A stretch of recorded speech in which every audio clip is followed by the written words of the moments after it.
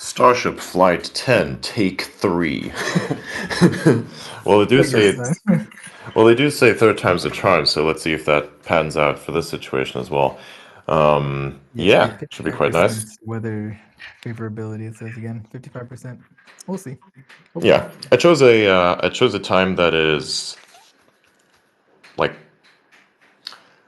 25 minutes in advance, assuming they haven't changed the time last I checked, and I literally just woke up, so yeah, it crashed pretty hard. So yeah, we back, baby. Yeah. She said in 10 minutes their live webcast. That's what they announced on the Mm-hmm. page 10 minutes ago. So All right, excellent. 10 minutes. Speaking of weather, it's actually quite rainy down here at the moment. It's really something, man. Yeah. Pretty nice, Brian. See? Well, yeah, the moist season is beginning again. Also, as I like to call it, the wet season. I like to call it the moist season. It's quite moist at the moment, but it's heading into the wetness part. So, yeah, another question that people need to ask yourself is like, why the fuck does everything I interact with have so much to do with moisture? But hey, that's how the universe works. So, yeah. Real. It's real. Proceeds to drink fucking Man, coffee like everything is so moist. Right? What the fuck? we're all 70% water, our bodies, and the planet itself. Yeah, but the air belongs to us. Yeah. It reminds me of the is that the Air Force things? Like, So, the air is ours or the sky is ours, Starship something like United. that. Yeah. I need to like learn. I need to learn that slogan. It's good. It's pretty good. It's the same as the "We Are Your Defense" thing. You guys know the "We Are Your Defense" clip. The Oh, right. Yeah. "We Our are your resistance. defense."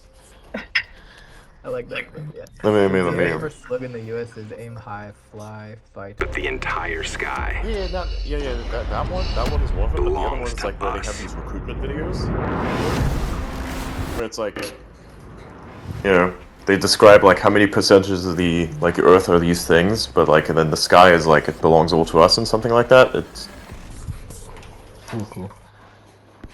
I had that video around here somewhere. I should probably post it one day. But oh well. Where's my thing? I mean, my brain is still processing shit. Where's the clip for that? Found it. We are your defense. There you go. Like Yeah. the Timeless Martian account is literally a meme archive. It's like that's ours. So yeah, I like it very much. That one's gonna get an affiliate badge soon, actually. So that's gonna be pretty cool. Yeah, Get affiliate for what? Which organization? mine. Oh, okay. I just love saying that. We are your defense. Oh, that gets as many representatives. And so Noya joins the stage. What's up? What's up? Hey guys. And there's Isabelle. Welcome. Hi, Isabelle. Where is Andre? Your microphone is cooked. Yeah, your mic sounds cooked right now, or It you're like drowned. retired or something.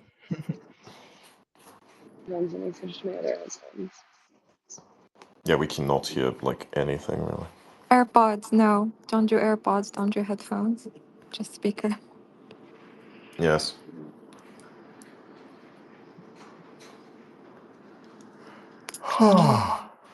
Second. Ugh, goodness me. Okay, can That you looks guys hear me now? like he's out of commission. Yeah, we hear you Yes, better but now. Yep. way loud. Way better. All right, so okay, let's check some other stuff. As usual, if you got any fuck, I'll just make that post again.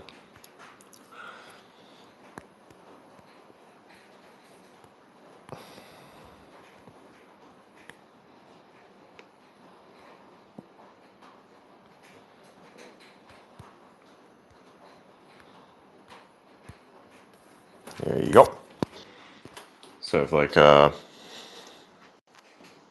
I made that post real quick there so that people can see that, because I want there to be, videos taken. So if anybody's down there at Starbase taking videos or anywhere near Starbase and is able to take really awesome footage of the launch, or perhaps somebody is near the Indian Ocean, whichever it happens to be. Not sure that you'll be anywhere close to where the rocket will come down, but I'm pretty sure that with lenses things can be achieved. Even though it would be quite difficult to do, because you'd have to really goon the edge along the airspace, because restrictions, right? So Yep. And then we can use them in an edit. If anyone has some good ones, be good. yes, I'm asking my friend should be there. these would have to be nice stabilized shots, because if they're not, it's going to look really weird, and not something that one can include in the edit. It needs to be of high quality,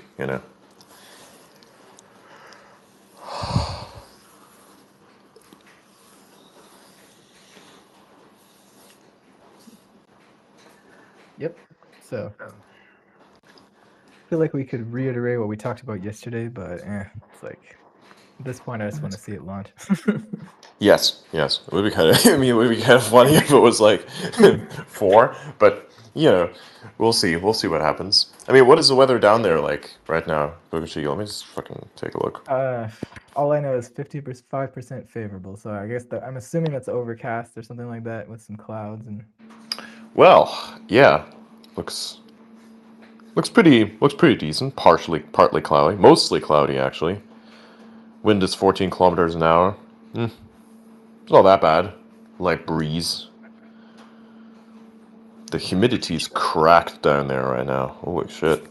What's the humidity over here? Didn't they change the name of Boca Chica to like just Starbase, or is it still called Boca Chica? Well, that one's Starbase, yes. Okay. Actually, let me search that again. For some reason, I thought you were starting this space in 20 minutes. No, It was no. originally, I think. No, I wasn't gonna do that. I was because like I wanted to pick a time that's like before they actually started the stream, which is scheduled for 55 minutes after the hour. So I was like, yeah, fuck it, we'll just make it 30 minutes after the hour, so that we can have like a pre-mine for 20 minutes, 25 minutes, and then like do whatever. Right? That's right. We have a pre-mine. Yes. Banana. Okay, so if we look at this right now, 29 degrees there. air 26 quality wind. good. Okay. Humidity 92. I'm looking at. That's weird. I'm looking at the current. I'm looking at Weather Network. I'm not sure where you're looking at it. Visibility 6 kilometers. You're loading the propellant. Take a look at what's going on here.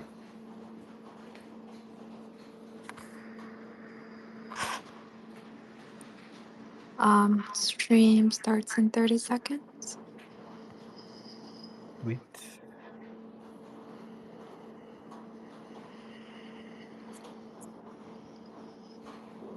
Let's see if they started. Oh wait, yeah, they're live right now. Yeah, 11 knots right now. I'm doing 11 knots of wind. 11 to 9 knots. Not that bad. Pretty neat. Pretty neat. Not that heavy. Not that heavy. Looks mostly acceptable, I think. T-minus 46 minutes. Okay, so we got a lot of time to fill. Yes, indeed. We'll have to invite some people up or something. Yep. Did you call Aura Drowsy? No. No. Aldo's probably going to be a bit busy, not gonna lie. But we'll see what happens. You can message him.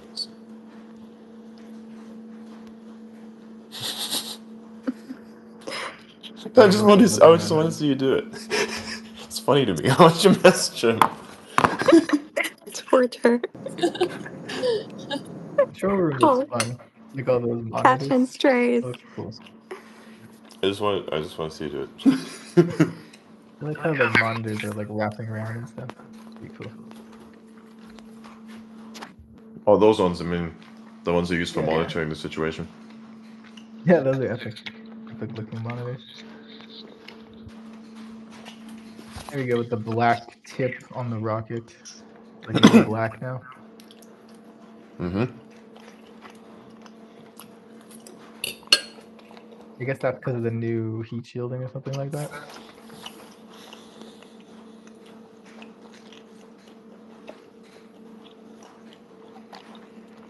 Like, yeah.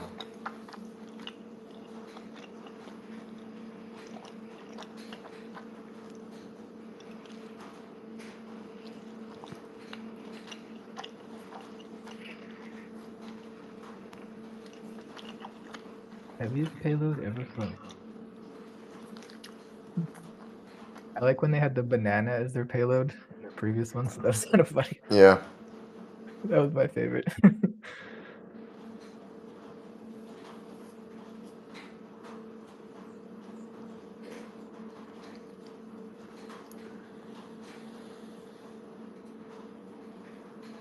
Okay. Oh, we got Laura Cat. Or cat. Okay. Oh no, he's typing.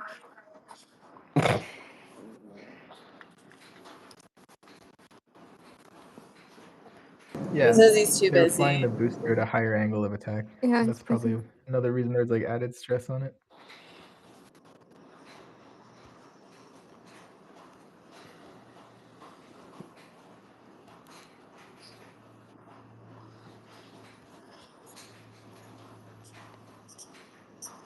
Cool. They're going to the previous the malfunction.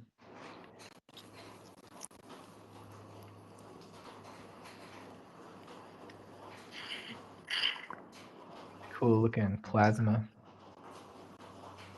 Okay.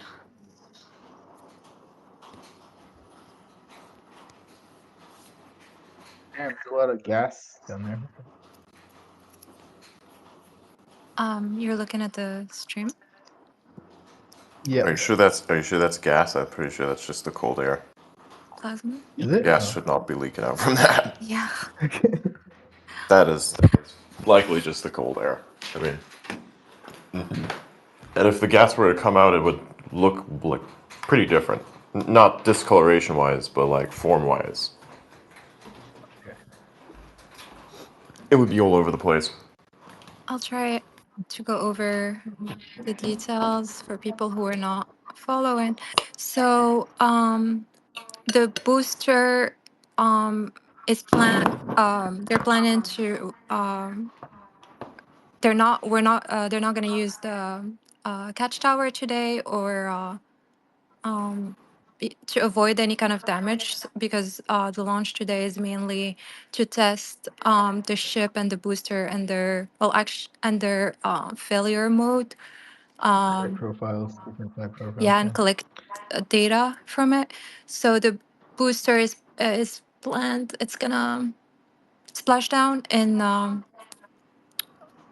Gulf of Mexico, Gulf of America. Sorry. Of America. Yeah. They changed it now. And then the ship is gonna splash down in the Indian For Ocean. landing. Yeah, and they're doing a hover test before landing, so that's going to be kind of interesting to watch, see if they can actually hover it. Yep. Yeah, booster goes into Gulf of America. Booster goes into Gulf of America.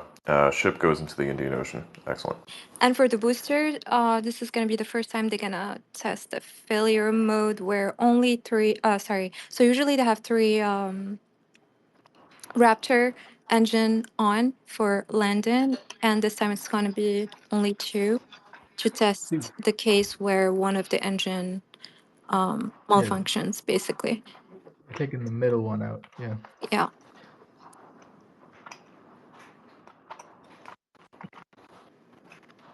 And for the ship, they're testing different tiles, so heat shield tiles. There is Load passive deployment. passive shielding. What are they made of, Adrian? Ceramic and Yes. Metallic. The black ones, yeah, they're made out of ceramic. yeah. A So special type of ceramic. It's like a yeah, so those weird they're gonna looking foam. test the different geometry and also the edge, and they're gonna collect data and compare it to the other type of shielding, which is gonna be active heat shielding. I think it's like active cooling. Is that Active that's the cooling, yeah. metallic one, is it not? Yes, with Yeah, yeah, and they have a they metallic one too. Yeah. And how do they cool it? What do they use for that? They gas, use the propellant, I believe, right? so oxygen, liquid oxygen, and Yeah, methane. right. They use it. And That then makes sense. if you actually zoom in on their ship, you're gonna see a lot of missing tiles. That's also done on On purpose purpose. because they wanna Yeah.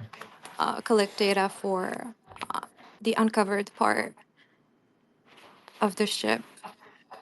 This is mainly like testing really bad case scenarios. Yeah, so we're gonna see some spectacles likely. That's the thing. Yeah. So that is all within Idiot. spec, so to say. So if there's like, I wonder if the booster's gonna start spinning out. Would make sense, but I guess that's not gonna happen. So we'll see. Yep. And the last thing, the upper stage is going to deploy 8 Starlink simulators. So that's their payload in space, and perform the in-space Raptor engine relight. Yeah. So this is the first time that they're gonna have a payload on a starship. Usually it was Well, they're empty. deploying a payload. Deploying, yeah, exactly. They've had payloads before. Yeah. Deploying the They payload. had a banana. Yeah. That was their payload. 'Cause Um, they used it for like a gravity indicator, like when it was floating. they were the other times they were testing the door, right? Yeah. And now they The have door jammed last time. yeah. Yeah. And this time around they're gonna have these props, Starlink props. Basically, they have the same mass, weight, and all that, and just the hardware for them to be deployed, but nothing valuable. I think it's because the real Starlink satellites are expensive to make, and they can't risk it in a mission like this. They're between 750,000 and a million each. So all eight of them are just props, functional props. And again, they're Exactly. gonna collect the data. And if that works today, it's gonna be a pretty big deal because it's gonna confirm that Starship can be used to deploy like bigger payloads of Ooh. satellites. Because the existing the Falcon can only release 60, no, between 29 and 60 satellites at a time. And Starship has the potential to release like 180 to 200 at a time. Damn, that's Yeah. crazy. I didn't know that. That's So cool. basically, if that works, the price, the cost for deploying like satellites is going to be 5 to 10 times cheaper. Really? So they would just only use Starship, you think, to Yeah. deploy them after that, or? Yeah. Okay. Interesting. Right now, Elon's just like speaking on the stage there. It's a previous recording of him because he did that yesterday. Oh, okay. Right. Technical briefing. Yeah. What is it with me and my obsession with cats recently? I don't know what it is. Like just cat memes. I don't understand this. Cats are amazing. We love cats. Cats are And incredible. dimensions. I never moved on from I'm- cats ever. You know, I heard one of your good friends was a cat. yeah, that's true. Sorry, cat. We got No, mod cats in here. Yeah, we've got a mod cat in our Discord. That's true. Yeah, this is Um, true. It's you got cat. spiky hair, but he's flattened it out recently. Have a new cat. Yeah, we was like literally in the Discord yesterday going like, yeah, I'm a cat. I'm a real big cat. It's true. Yeah. Because like if you think about cats, like if you have cats and the cat looks at you, it actually thinks that you're a cat too. Yeah, it does. Yeah, mine Yeah. does. And if you're quite cat-like in some way, then yes, you are. It'll accept you as more of a cat. It just thinks that you're a really big, weird cat. Like, but it still sees you. That's why a cat's like so happy when it sees you. Like, come back from wherever you've been at, because it in its mind, it's like whatever you do out there is like hunting. Effectively, it processes that as hunting. It's like, oh, it goes out to grind, so to speak, but like it's hunting, right? There's no guarantee of returning. That's how it processes the event.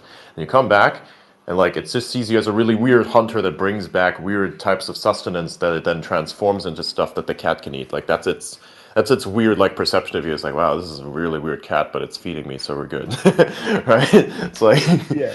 imagine how weird it must be for the cat. You go out like for 8 hours, come back, and just got a bunch of stuff on you the whole time, and like so it's really excited, obviously, and then you make it food, so it's like, Mine guards yeah. my truck when I get home. It's like, this is his property. We must go. He like sits on the roof. It's kind of funny. Yeah, I love when they do that. I've It's always always funny been because like you can tell if there's like cats in the neighborhood, they sometimes always walk over my car. Like I don't know why they walk over my car. It makes no sense to me. I don't even know what that cat is. But like I come out in the morning, cat paws on my window. It's like, oh, okay, cute. you're accepted by the cats. Yeah. Oh yeah. I'm big I have cat. very little problems with them. I do have a problem when they shit in the garden. I'm like, that is pretty ass. But like, it's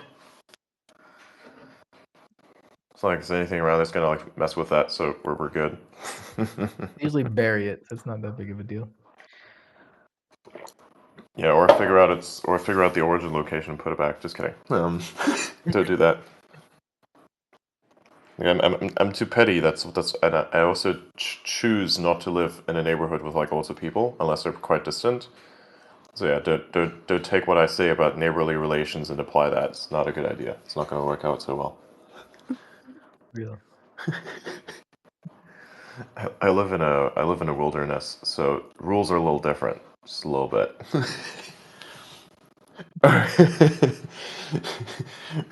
we handle things a little bit differently here.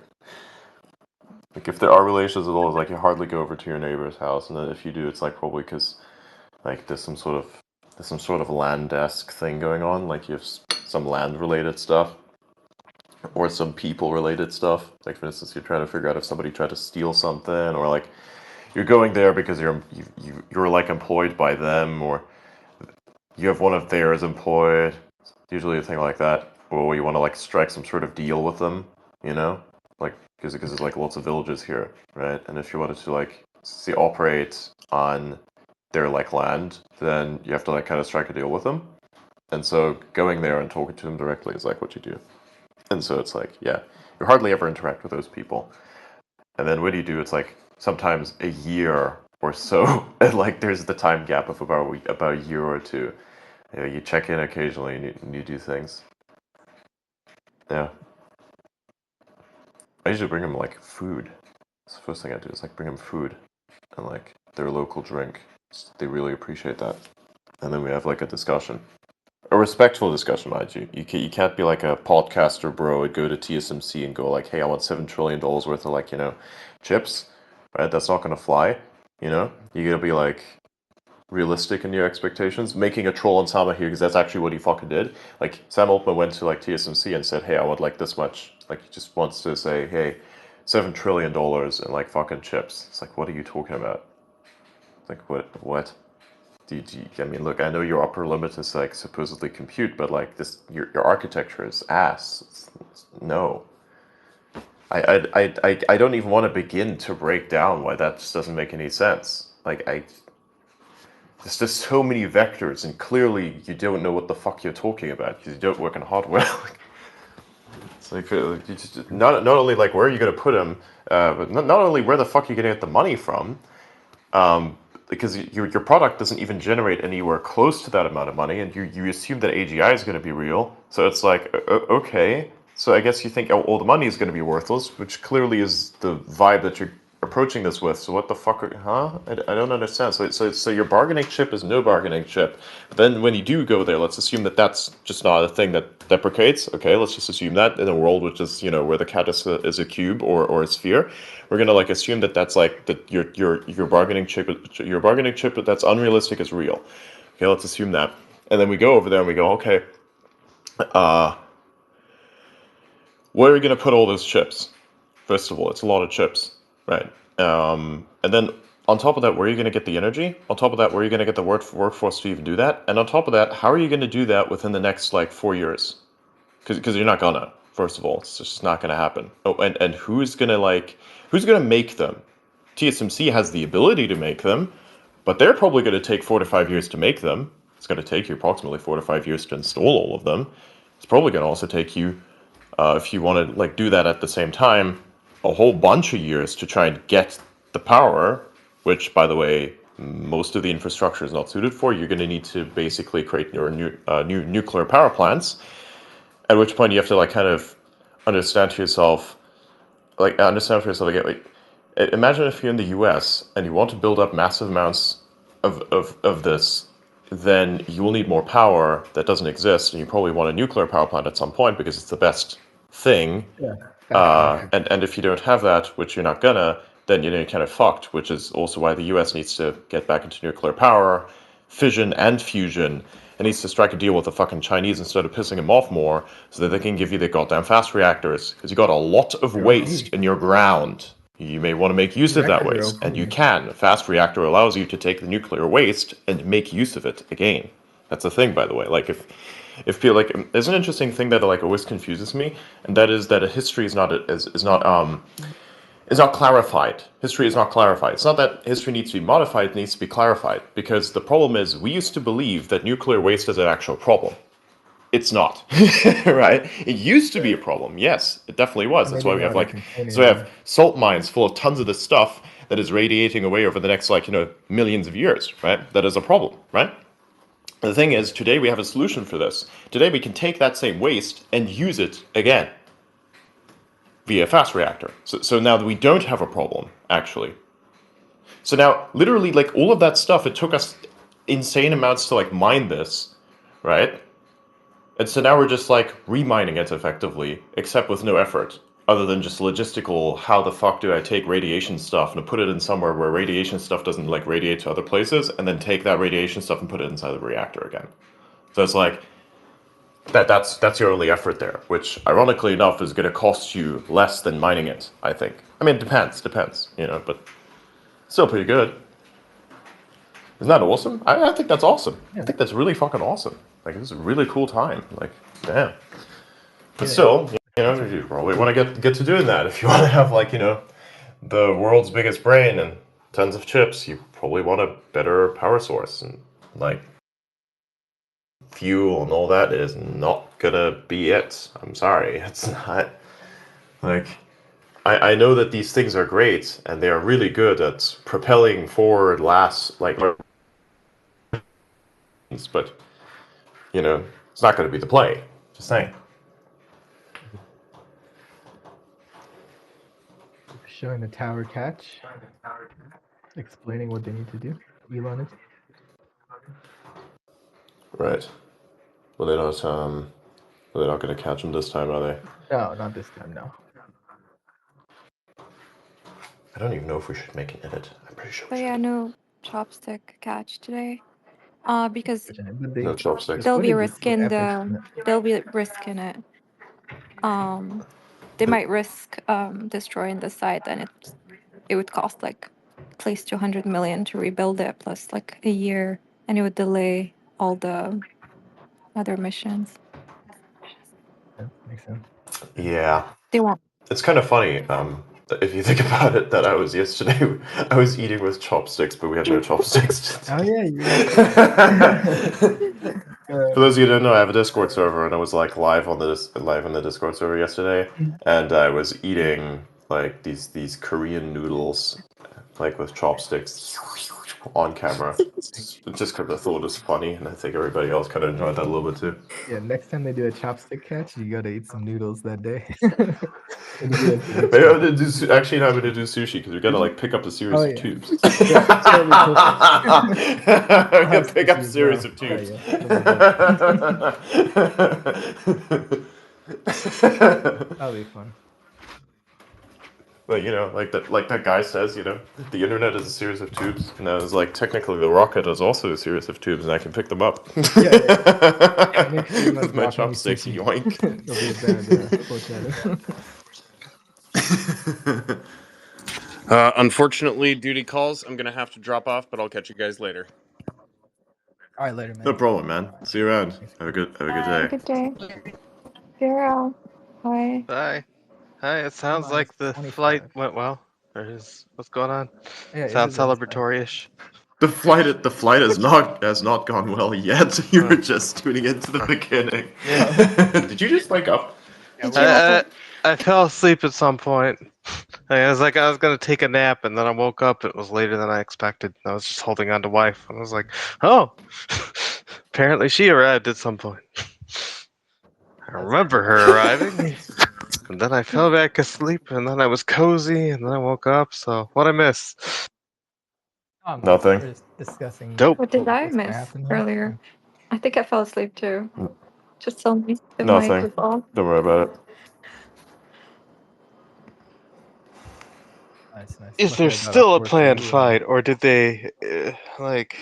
It's still going on account of the fact that the space. No, that's not accurate on account of the fact that the space. This space will always keep going, but like, nah, they're still on track. It's Huh, Minus 24 minutes. yeah. as in T minus 24 minutes, or T minus Yeah. minus 24 minutes? Bruh. Just T-line. No, it's still T minus. We don't No, do it's T double minus 24 negatives. minutes and 30 something seconds. That's the coffee. Yeah. Don't worry, dude. Relax. Well, I mean, like, you know how sometimes they're like, "We're gonna launch in 20 minutes." They're like, on second thought, Well, they do hold at 40 Yeah. seconds a lot of the time, so that's probably gonna happen. But I don't know. I have a good feeling. Hopefully. yay! I have good hopes for this one because they're not catching this one, Nice. right? They're just like launching it and then gone. Yeah, basically what they're going to be doing is, well, you missed that part. What they're going to be doing is they're going to splash down both of them. As for the booster, they're going to bring that down the Gulf of America. They're going to bring it down with 2 thrusters instead of 3, just to kind of test whether or not this could work in a failure scenario, right?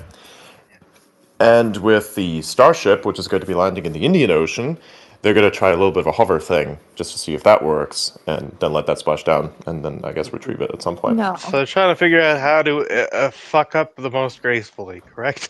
Yeah, exactly. How to gracefully how to gracefully unfuck the fuck up. Basically, Yeah. that Yeah. would be more accurate of a representation. Gotcha. Trying to get Yeah. failure data, like It's like, hey, what if one of our Raptor engines fails? What do you know? Like, imagine you're gonna buy a what do? Yeah. It's like a 4chan post. This happened. This both bad. What do? Yeah. I love 4chan posts. They're so I good. love There's the such green high text. compression of data. It's Yeah. amazing. Accurate.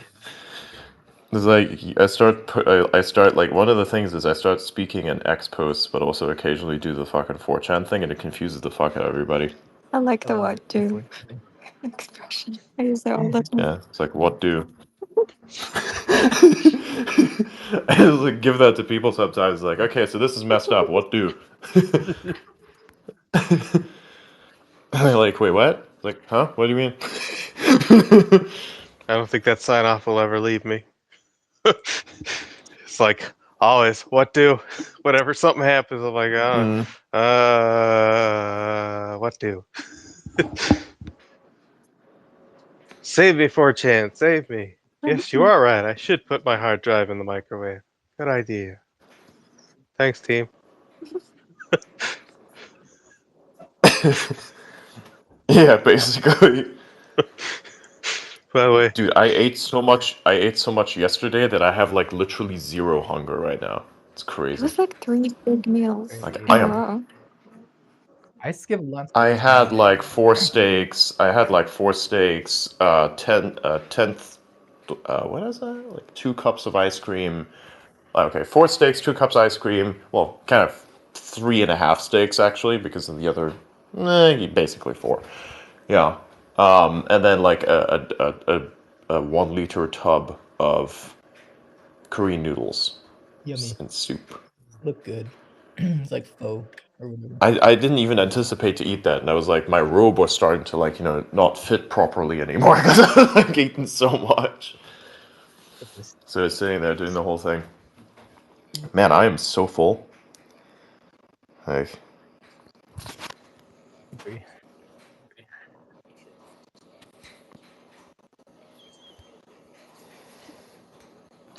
hey, Noya, I'm gonna send this meme. He hates so much his robe doesn't fit.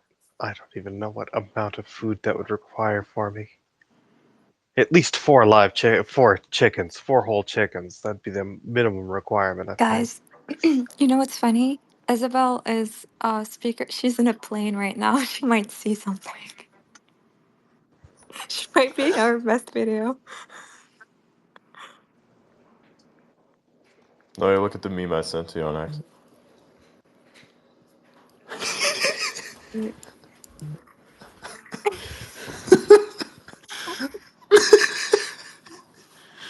I don't understand. It's like, I know it's funny. Like, I know why it's funny. It's because they can only eat a certain amount of salami, you know?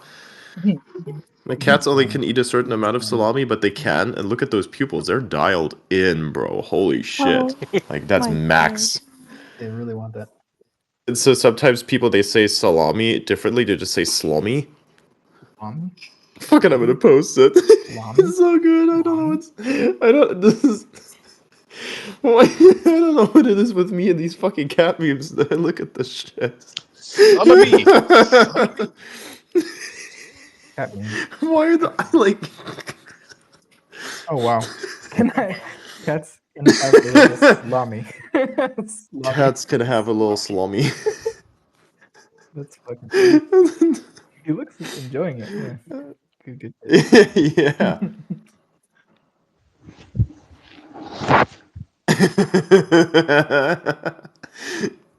Oh yeah, it's so good. You sound just like Elon. Here we go again. Yeah, dude, I know. Yeah, YOLO said that. Yeah, I know. It's a common thing. It happens quite a lot. Don't worry about it.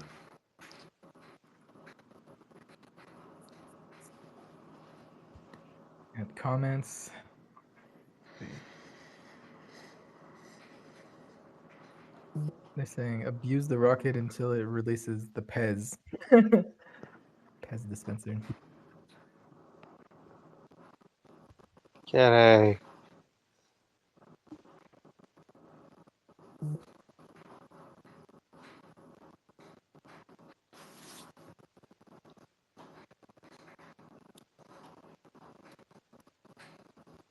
Oh my god, that cat is so cute.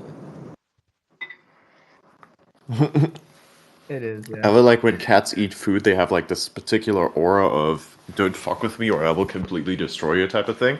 You know. Yeah. Which is why they also make those like sounds, which is hilarious if it's a kitten. Yeah, I know. Where is that the wee wee meme comes from? Like wee wee wee wee wee. Like, have you ever seen a little kitten just go complete goblin mode over some tuna? It's so cute. It's just shake like that when they're eating. It's like so violent. It's like this tiny little fucking eat it thing. so And then fast, when you yeah. pick them up, like I've dealt with some really young ones. Then when you pick them up, their belly's just completely full, like expanded. Oh yeah, It's the like kidding. it's Your so belly. funny. You just poke it like boop. I don't know what it is, man. They tend to stop doing that when they get older, but when they're young, holy shit, they will fill up their bellies until it's like so noticeable.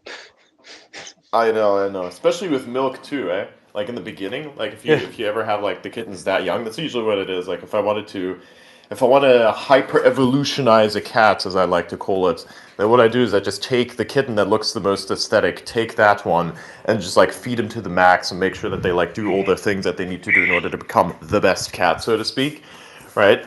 And then just like release them back out there into the wild and then see what they do. Is like, so it's, again, like my position on nature is I just kind of accelerate it forward in some ways. So it's like, you can't prevent the cats from like fighting each other, so why don't you like bet on the strong ones? So it's like, what if you take the cats that you want to have survive and just make them stronger, and so then they end up like being on top anyways. So kind of do that, and so you have the small fucking kittens, and you give them like milk, and then their belly just expands so much. It's like a sphere, man. It's fun. This is how we wind up with Australian wildcats. Yes. Ooh, that looks cool. Also, why the fuck does everything we introduce to Australia just get fucking huge? What's up with that? Does that apply to humans? Actual question. I don't think so. A little bit. Look, a little bit. Like, if you start exercising, you will become bigger. Even if you've, like, reached your limit for growth, you will become bigger.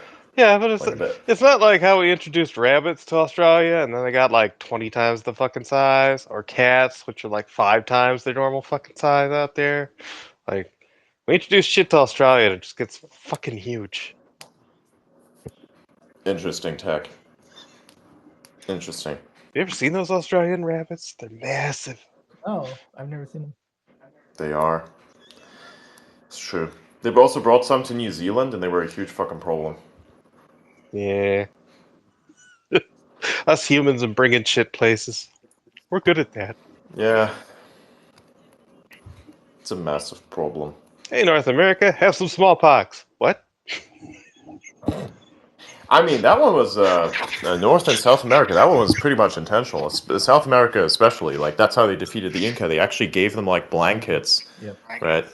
Yep. That had the virus in them, and they gave it to them so that they could infect them and therefore weaken their forces and take them out. Which honestly, like they fought the Inca on like every level. I'm not sure even if that was intentional or unintentional, but they completely mogged that civilization. Like. Again, I asked, like, okay, you were so capable of creating all of this, like, amazingly super advanced architecture, which would have you have quite a considerable amount of understanding when it comes to engineering, yet your weapons were like, I throw a rock. The fuck? I'm sorry, what? So, anyways, you know, that aside, that whole thing aside, that was their thing. Their ultimate weapon, so, like, you know, for the Spanish, their ultimate weapon is my viruses and big kegs of gunpowder that I can make blow up. And the Mayans' ultimate weapon was, here, take this meth addict. Literally, I'm not kidding. They had this thing where some of the warriors that they kind of like sent out there, almost like suicide bombers, what they did was they like they put them on every drug that they had that would enhance their physical, like everything, right? They put them on every fucking drug and then just sent them over the wall. Damn. And of course, you know, the Spaniards be waiting there and just fucking turn them into a fine red mist with their cannons. So Yeah, it turns out filling a guy with coffee and cocaine doesn't really make him that formidable. Just kind of makes him feel like he is. I know. That's basically what they did. So yeah, that was the Mayans' ultimate weapon there. Coffee. Like, oh my god. Yes. Yeah. I can take on the world. Ah! Yeah. Shoot. Say hello to my Oh. new friend. No, he cannot. He seemed like he thought he could, but we have guns.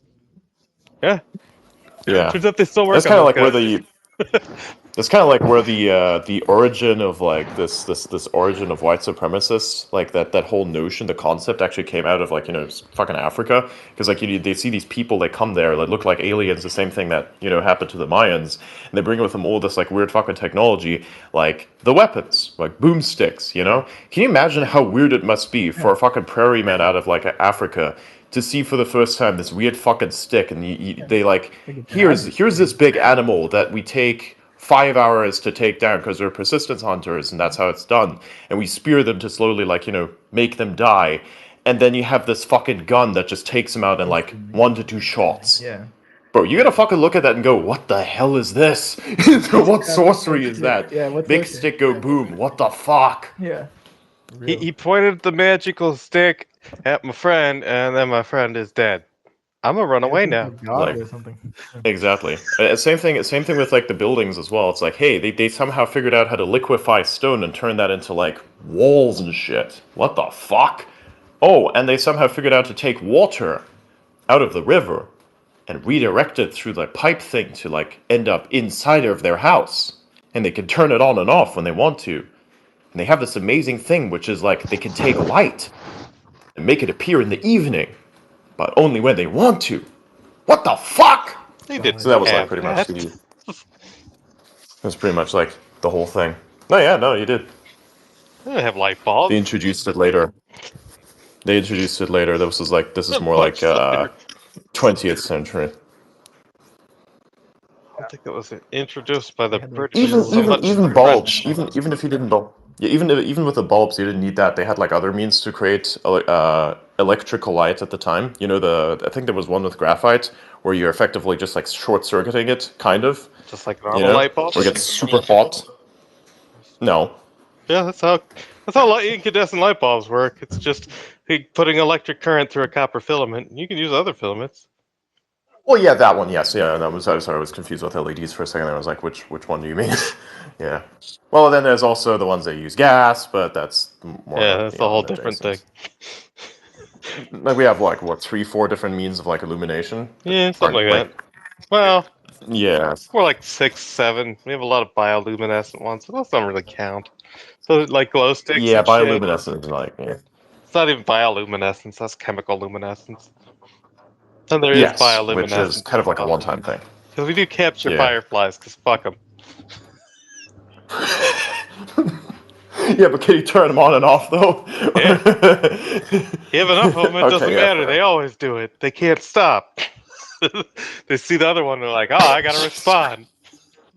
Because they're bugs, they're not super smart. Turns out. Yes, sure. Problem is, you can only like turn them on and keep them on. That's the problem with the fireflies. So you gotta like you're gonna commit a lot of bug genocide. That's true. When you smash them, they do stay on. That's at least for a couple minutes. Yeah, that's the problem. So it's not really a good light source, is it? Nah. Same thing with your fucking glow sticks, which is chemical luminescence, right? Mm. Where it's like, oh, it works for like 5 minutes, 5-10 minutes, 15 maybe. Hey, yeah. But some glow sticks are pretty good. 15 Depends on the volume, the material. You got blah, blah, whatever 15 else, of peak light, and then like 8 hours of light-ish. And then another 16 hours of I think it's lit up. And then after that it's done. Yeah. What is this picture? Like, yeah, it's a bunch of optimized. It's like a bunch of workers. it's like a bunch of Optima robots on the fucking like there's a bunch of Optimus robots on a steel beam, just like that photo out of New York. Yeah, You know, that when photo. the steel workers were constructing the buildings. New What age the steel fuck? workers of the new world. Exactly. I don't know what kind of steel they're using, but that is hella thick. What The the hard fuck? steel. What is that? I mean, I get that they want to like save material, which is why they have like the holes in the center there, right? But I mean, that is. I appreciate the enthusiasm, but that is quite something. If you assume that the average calf is approximately 10, 15 centimeters thick, that's like 5 centimeters of steel. What the fuck are they planning? Damn. Money. For reference, the current construction, like, they use what? Maybe close to that, but it's larger. It's like way larger. It's like, you're gonna use that to build skyscrapers, man. Like, damn, you know? Like, even the one that, like, even the stuff that I use right here, it's like fucking 1 centimeter thick, like, beam, steel beam. It's like, you can't fuck that up. This is really hard. You put, like, a whole bunch of stories on top of that, you'd be good. No. Oh my goodness.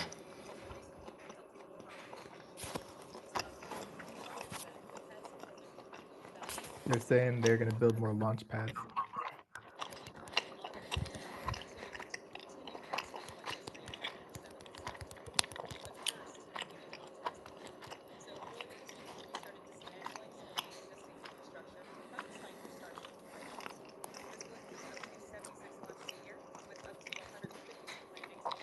Oh, that's good.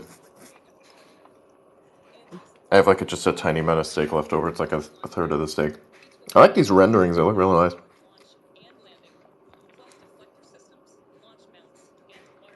That looks Unreal Engine as fuck. Yeah, something's weird about the That is, light. yeah, that is Unreal Engine.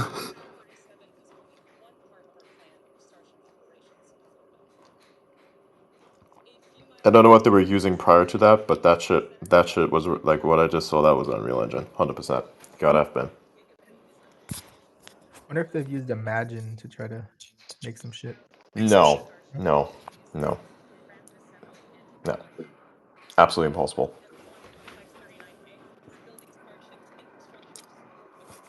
I can recognize the way that the reflection come off the waves. It's like also the fact that the waves are a little too large because the coastline is just incorrectly rendered, but that's fine. Those are just like physics nerd stuff. Pretty cool though, because the visual looks really, really neat.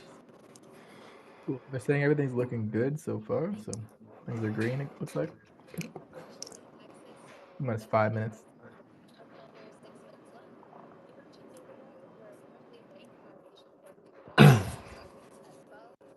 All systems go, so to speak. Getting close to it. Very nice. Very, very nice. I love this cat so much.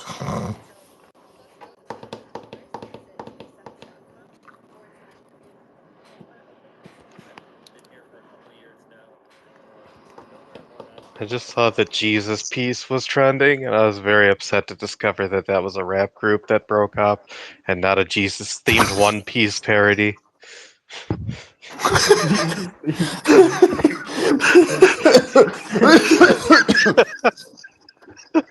Damn.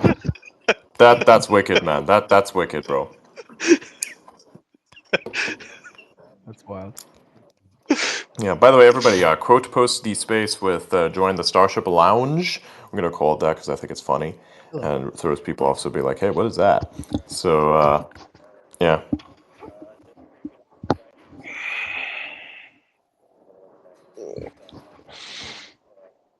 So when does the big ship go zoom zoom boom boom? 4 minutes. 6 minutes? 4:20. Tank. Is it? No, 4 minutes. My bad. 4:20. It was 4:20. I asked just the right Yeah. time. She's just stretching like crazy. That I am.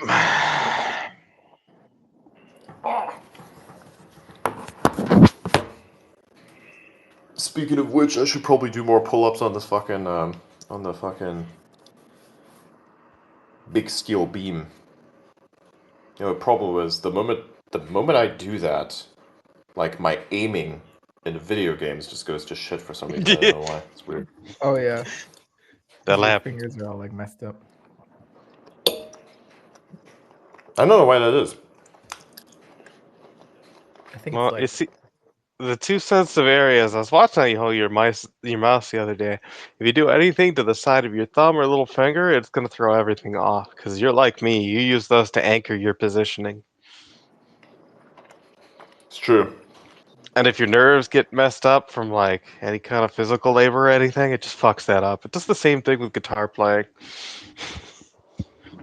yeah, like you said you had some shit going on the other day with all the guitar. Ironically enough, you can't actually exercise your hands if you want to do that at the same time, right? I mean, you can. You just gotta really adjust it. Interesting. My one time I burnt the outside of my little finger on my right hand for my mouse. So instead of like leaving my whole finger down, I would pivot to using just the tip. Like I'd curl up my entire finger and then just pivot around the the fingertip of it because I could still feel that, unlike the rest of my finger.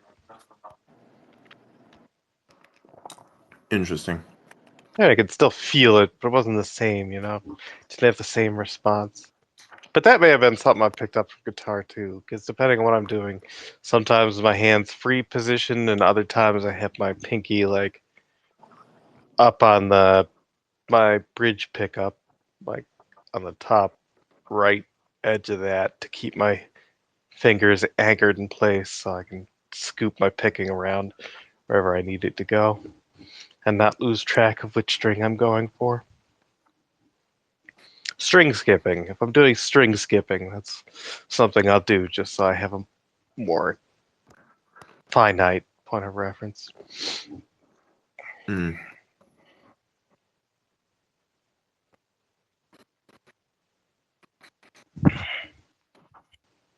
Bada big Oh, that's a boom. cool fucking shot right there. Look at that. Yeah, bruh. 1 minute. Yep. Should be epic.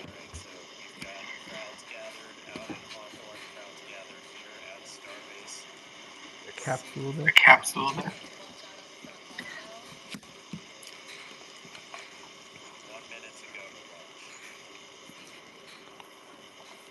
I love for like the broadcast they have comments turned off. Oh, well, they didn't hold at 40, so we're going straight through. Looks like 35. Yep. Don't be doing it. Let's go. 30 seconds. Let's go.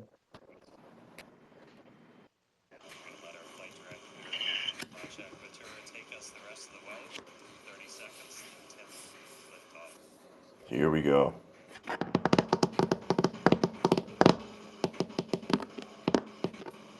10 seconds.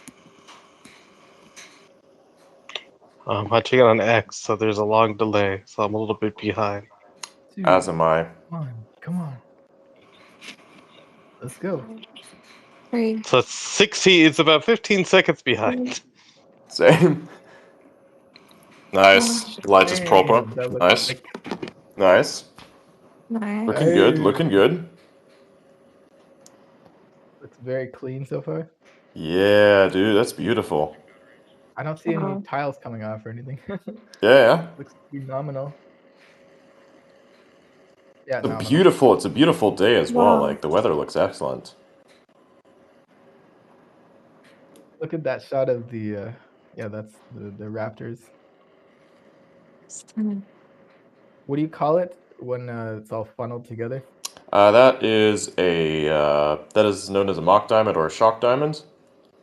So like they're perfectly synced. Normally, this is what you see when an engine is properly optimized, like just one. It happens for each and every single one of them. But because of the way that they basically are able to have these engines work together in sync, you can actually see this happen for all of them at the same time, where it's like you don't see any one of the engines have like the mock diamond individually as much, but like it's heavily pronounced for all of them together. What is that? I don't know. That looks cool though. Whatever that is. Are you talking about hitting the higher levels of the atmosphere? Yeah, it Yeah, looks well, they're like. gonna hit max Q, and then that's the maximum dynamic pressure, so max stress on the vehicle. And after that,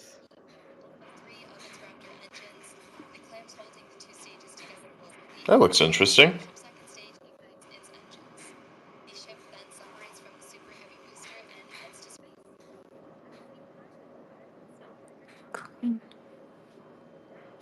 Let me just.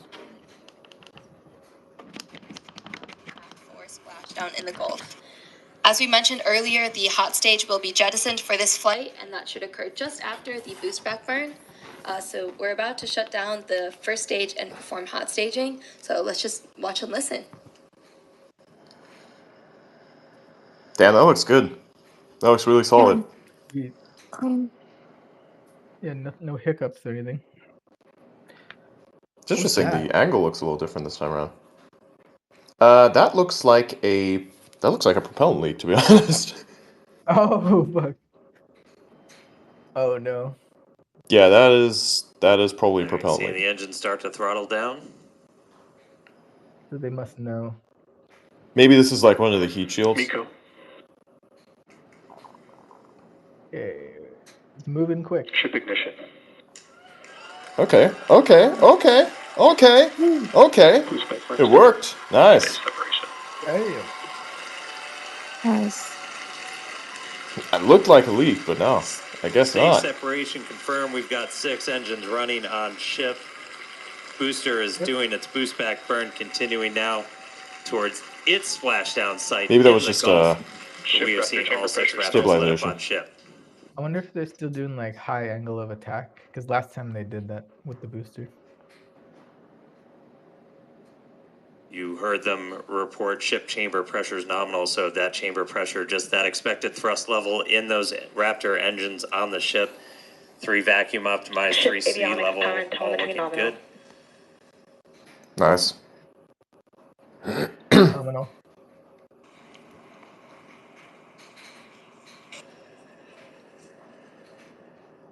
There's a view into the business end from the ship. Is that the relight they're doing? Oh no, that's something else.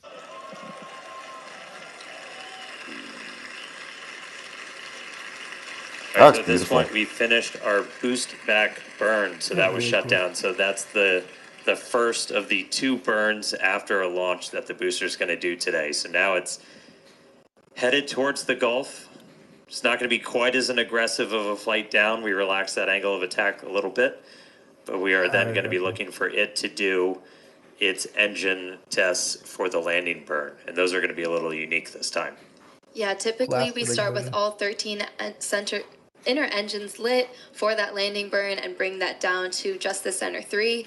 But one of our test objectives for today is to simulate what an engine out situation would look like. So we're going to be intentionally turning off one of those center 3 and instead lighting one of the engines from the middle 10 ring.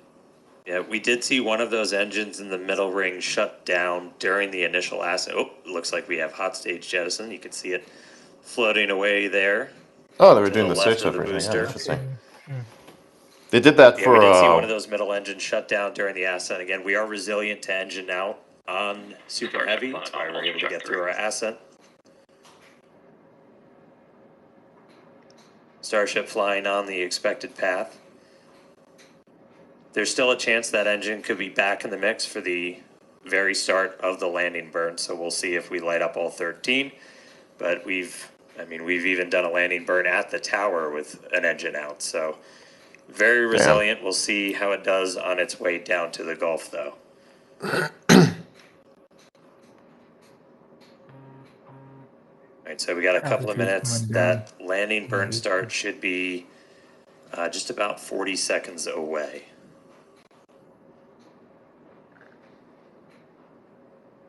That's always rad. You can see the booster's dropping. boost plume itself in the background as it was coming in. That's beautiful, man. Yeah. All right, about 20 seconds to landing burn. Do a landing burn. Ship Raptor chamber pressure is nominal.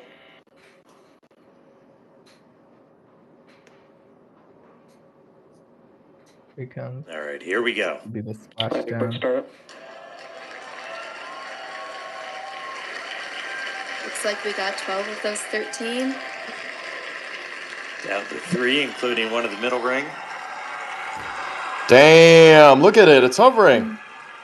Yeah. That is awesome. That is fucking awesome. I didn't know they were going to do that on the booster. Too. That is so fucking awesome. Landing burn shutdown. Yeah. Oh, yeah. Wow. Damn, that is so fucking cool. Amazing. We Yeah, I have a cheer. clip of Just that if you cheer. want And the it. booster. That is so fucking cool. Oh my god.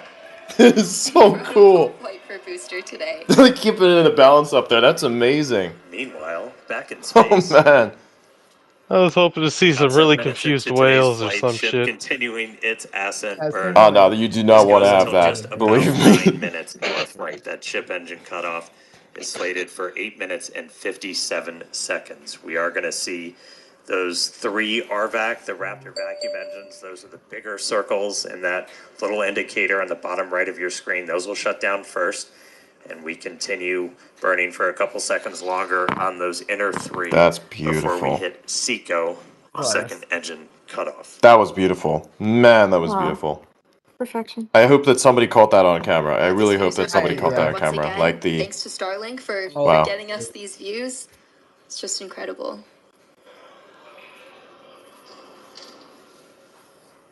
And we just heard the sound from Booster. It's like we just got a late boom from the booster. How? In space. Bruh.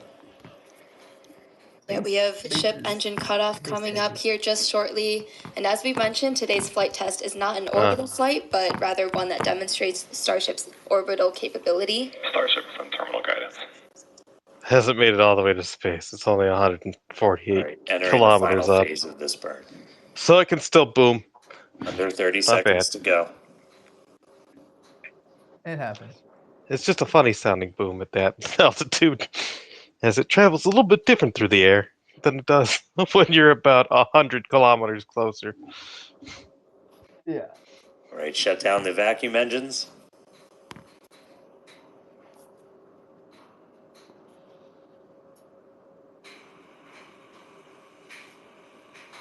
Ship engine cutoff.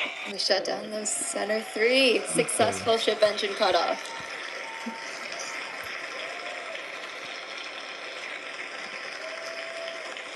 Seco, baby. There we go.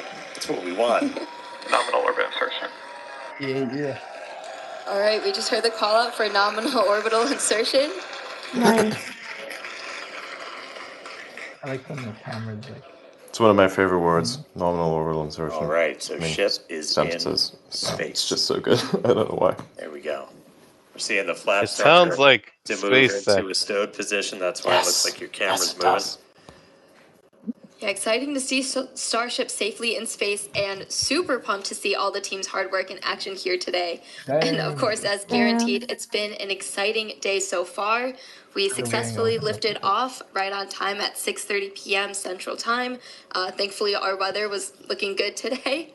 Yeah, and booster, we had our soft splashdown in the Gulf, so ship continues on. Yeah, ship able to complete its ascent burn all the way in. You can see some of the shadows start to creep as it's going to be eventually flying into an orbital nighttime. So we'll see some daylight start to go away. But ship is in making orbit, space completing its garbage. burn. That's and, nice of it. I mean, that's just the beginning. Now we've got a whole bunch more to go. So we've got some exciting demonstrations planned while we're on orbit. That right there, we just saved the FTS, the flight termination system. That's that automatic flight safety system we have on the vehicle. So that is now turned off while ship starts its coast period.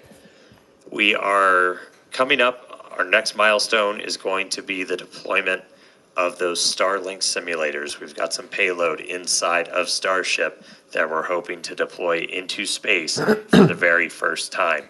That deploy is supposed to start at about 18 minutes and This will be your 26 Starlink satellite into the simulation, flight, so basically. just about 7 minutes from now.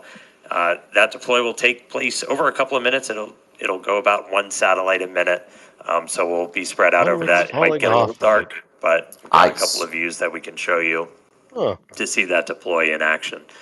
After that, we're also looking to do a relight of a single Raptor engine while we are in space. That's different. We've Look done at the this flap. once before. They reinforced it. This is not necessary to Look be at that. Do you see the bolts? as we are in a suborbital trajectory. But That's this new. is essentially Well, a chance to test out what we need to be able to do a deorbit I think burn. what's coming off the So ship we'll is be ice. doing that Likely. a little bit later in the flight. And about that was 37 minutes or probably so not into ice. the flight. No, I should have We're tried. getting into the entry. Looking to get that light show and more importantly, get that really critical data. I mean, if you look at the outside of it, Yeah, exactly. In about T It's plus probably just ice. 45 minutes, we'll be Yeah, that heading looks for like ice. re-entry. Again, running those experiments with the tiles. We're going to be doing missing tiles, metallic tiles, and also intentionally loading those vehicles' flaps. Hopefully, we'll also see a splashdown in the Indian Ocean today.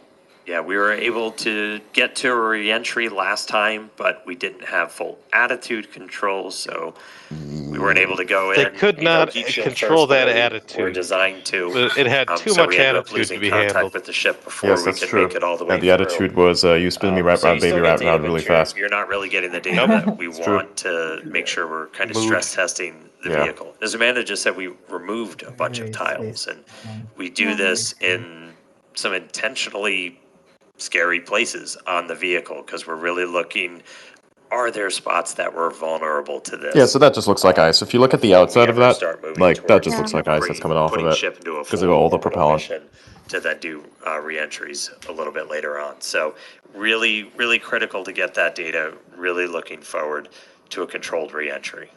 Yeah, for sure. As we always say, our main payload is data, but today we also have some actual payload on board, and those simulators that Starship will be deploying, we'll see coming up here in just a few minutes. These are dummy satellites that are about the same size as our V3 Starlinks. We have 8 in the Starship PEZ dispenser and expect to deploy at a rate of about 1 per minute, as Dan mentioned earlier. Starlink is critical in all of our flights on Starship to get our main payload data, as we always say. And in fact, it's Starlink that's currently providing these views you see as Starship cruises a couple hundred kilometers above our home planet and provides real-time telemetry through every phase of flight. Yeah, we took a peek inside of the Starship payload bay there for a second. So there's 8 of them. They kind of look just big steel plates, essentially. They're roughly the same size as those V3 satellites. When we do get that view inside of the payload bay, the payload door will kind of be on your right, and we'll start to see them go out like a PEZ dispenser. Yeah, here's a look inside. So those are full right of down there in Pez? the center, they're kind of 2 steps what did of you say? 4 on either side. Those are full And of the Pez? payload Is door that what he's is saying? just to their Yeah, right. basically, the Pez is So a to is see a fake that Starlink movement, sat. and Yeah, when those Yeah. satellites that's start that. to go, we So I actually want you to got like, yeah, it's notes basically a giant Pez Instead of dispenser. satellite, it's candy. before Yeah, we instead open of the candy, door. this time That it's a was one of the satellite, things but it's we not ran even a into satellite. on the It's a last thing that looks flight, in like as when we looks had and that is fuel shaped like a diffuser satellite. failed, the pressure in the Same nose But mass instead cone it's made of and came candy, right? basically too Sure, high why not? for the actuator of the door to open. So that's I why we posted a weren't able to clip get the of door the open that hover time. thing before you know. We have not seen anything like that on this flight. Everything's looking good with our fuel tank and our fuel press system. So we are hopefully just a couple of minutes away from seeing that payload door open and getting to our first ever payload. It's not the first payload we've ever carried, but it's the first one we're going to try and shoot off into space. That looks cool. I don't know what's happening in there, but it's kind of like it's charging up for an attack. All right, so Oh yeah, by the way, we're that supposed to stuff open that you the see there, payload that's door like in moisture and just about air, a like minute all that and stuff. change. You actually get you will likely And see you're seeing a little density. bit of residual gas, and Yeah. we opened the door once. I want to say it was back on flight 3 when we were able to make it up into space. Yeah, And you'll it kind doesn't of have see a lot of gravity that to tell gas it what to rushing do, so out it into just the kind vacuum of of space. It's kind the of residual sits up that's there. left over Yeah. after we've already vented it down. So kind of a cool light show, and then we'll get ready to deploy those payloads out. There's actually a time where there was a bit of gas that was still left inside of the like there's when the when that door opened up and you could see the density for like change. So it was this really cool lensing effect that you saw, you know, where like the light was warped. That was so fucking epic. And as we mentioned, so we have crossed over now at this point into an orbital nighttime. So views from the outside will get pretty dark, but we'll see what we can see. We do this by design. We've been launching these later in the day here in Texas to try and get daytime views when we splash down. So it's daytime over in the Indian Ocean, where we are currently headed. Neat. Just a few seconds until we expect those payload doors to Just open. gotta circumnavigate the Earth real quick. BRB. All right, one more time. BRB guys, just gotta go to the other side of the Open world. pod Don't worry bay about it. doors. Exactly, yeah.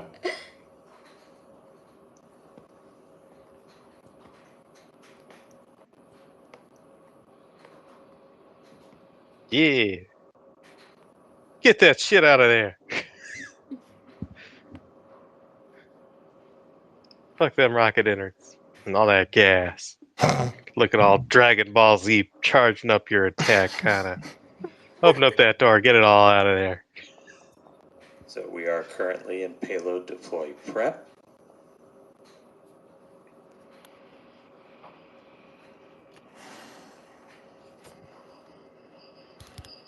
And the door is open.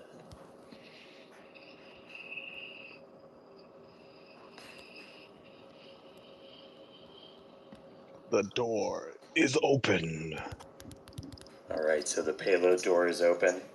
we should see the first satellite start to deploy at about T plus 18 minutes and 27 seconds. So should be only about 30 seconds. So one step closer. Hal listened this time. He cooperated. He opened the payload door for us. There's a view kind of behind the Pez. You're looking out into the vacuum of space. About 15 seconds until payload deploy.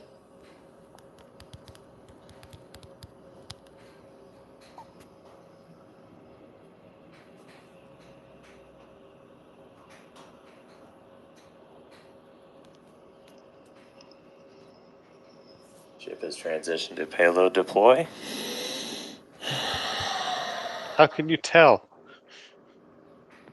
Math.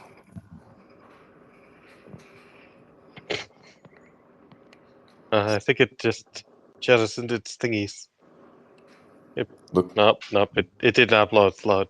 It was just buffering things. It didn't blow its load. What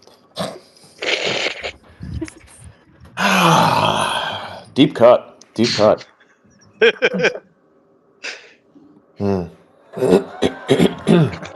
what else is the spaceship gonna do? It's clearly gonna blow its load. Yeah. Will not blow the. Oh yeah, it's releasing it. It's releasing it. Yep. Yep. One is coming out. One's coming out. One's coming out. It seems kind of stuck there.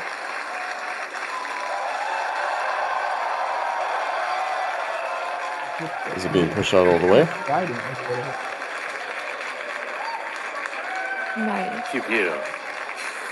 Wait, so Wait way too long to do that. There we go. Okay, there you go. Okay, that's pushing it out. It's pushing it out. There goes another one. Yeah, it's there. All right, it's working. Nice. It worked. Excellent. Look at that. Look at that. Big deal. Look at that. It's fucking beautiful. Yay! Littering. Super exciting moment as you can hear the energy in No. both Hawthorne and Starbase. Everyone's super excited for finally getting to deploy some of those simulated satellites. That was beautiful. And they're cycling System down. moving down. Look at that. Next row. There we go. As we said, we're going to do about one every minute or so. And this is just kind of a dress rehearsal for when we're going to be deploying the V3 satellites. And these are just a massive increase to Starlink's capability. Each one of them has it's 60 terabits per second of capacity that's going to get added to the network per launch. That's 20 times more than what we're adding with every single Falcon 9 launch today, which, you know, step increase in capability. There goes another one.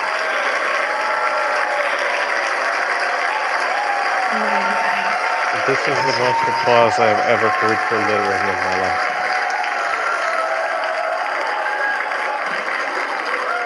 It's scientific littering, but it is still littering. All right, so as we said, we've got 8 total that we're going to go through today. It's about a minute for each one, but looking good on payload deploy.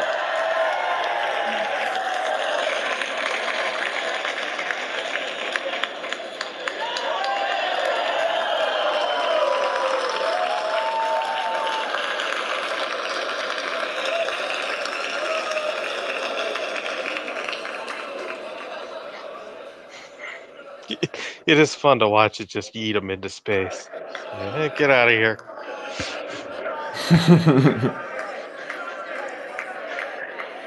Dude, they're yeeting them out. This is epic. Yeah.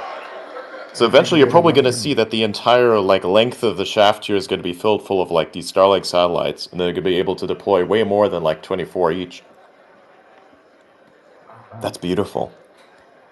It's going to take a while to deploy them all. Excuse me. All right, so we're about halfway through. When we actually start launching the V3 Starlinks on Starship, we're going to be flying about 60 each time. So it'll be about damn. See, stack, 60 each time.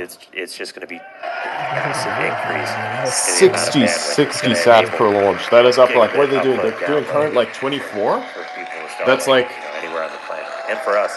That's like 2.5. That's like roughly about 2.5 launches right there. Yeah, absolutely. Always getting us that data. Actually, a little bit more than half, and- but yeah, that's like 2.5 like rocket launches the amazing with views Falcon. we have on the vehicle today. But like as one rocket. Yeah, views brought Like to we you by discussed Starlink, yesterday, it's like, of us yeah. deploying Starlink simulators. This is pretty before we good. deploy 60, actual 60, Starlink. man. 60, that's crazy. How deep does it go? All right, another one firing out.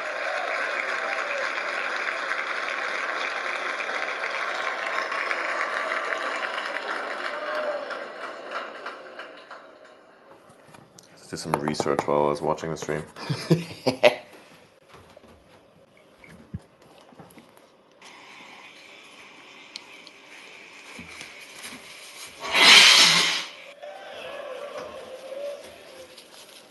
Is looking smooth today.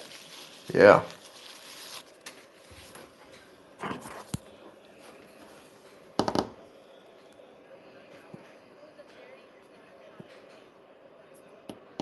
It's going well.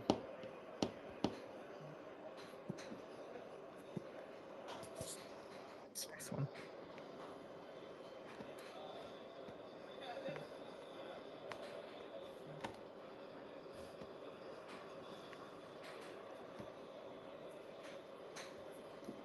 I wonder if they have somebody controlling it or if the whole thing is just automated. I would assume automated.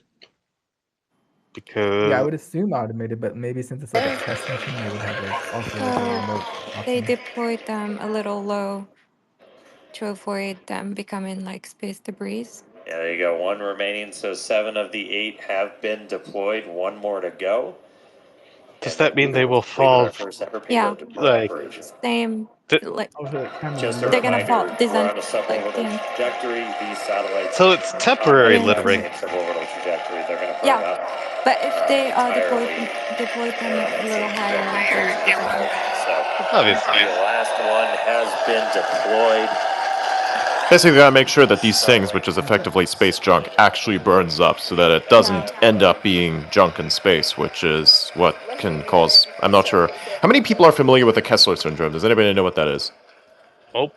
It's like this chain reaction of fucked up events where what happens is you'll have so much like space junk that you can't actually go anywhere, and that eventually like what ends up happening is that if one like part of that space junk collides with a bunch of other stuff in space, then that whole thing will then create a whole bunch of more space junk to the point where there will be so much junk in space that literally all the space infrastructure will be pelted by the junk that just keeps getting created as this stuff. It's like a whole chain reaction. Just imagine nuclear fission, but with infrastructure in space.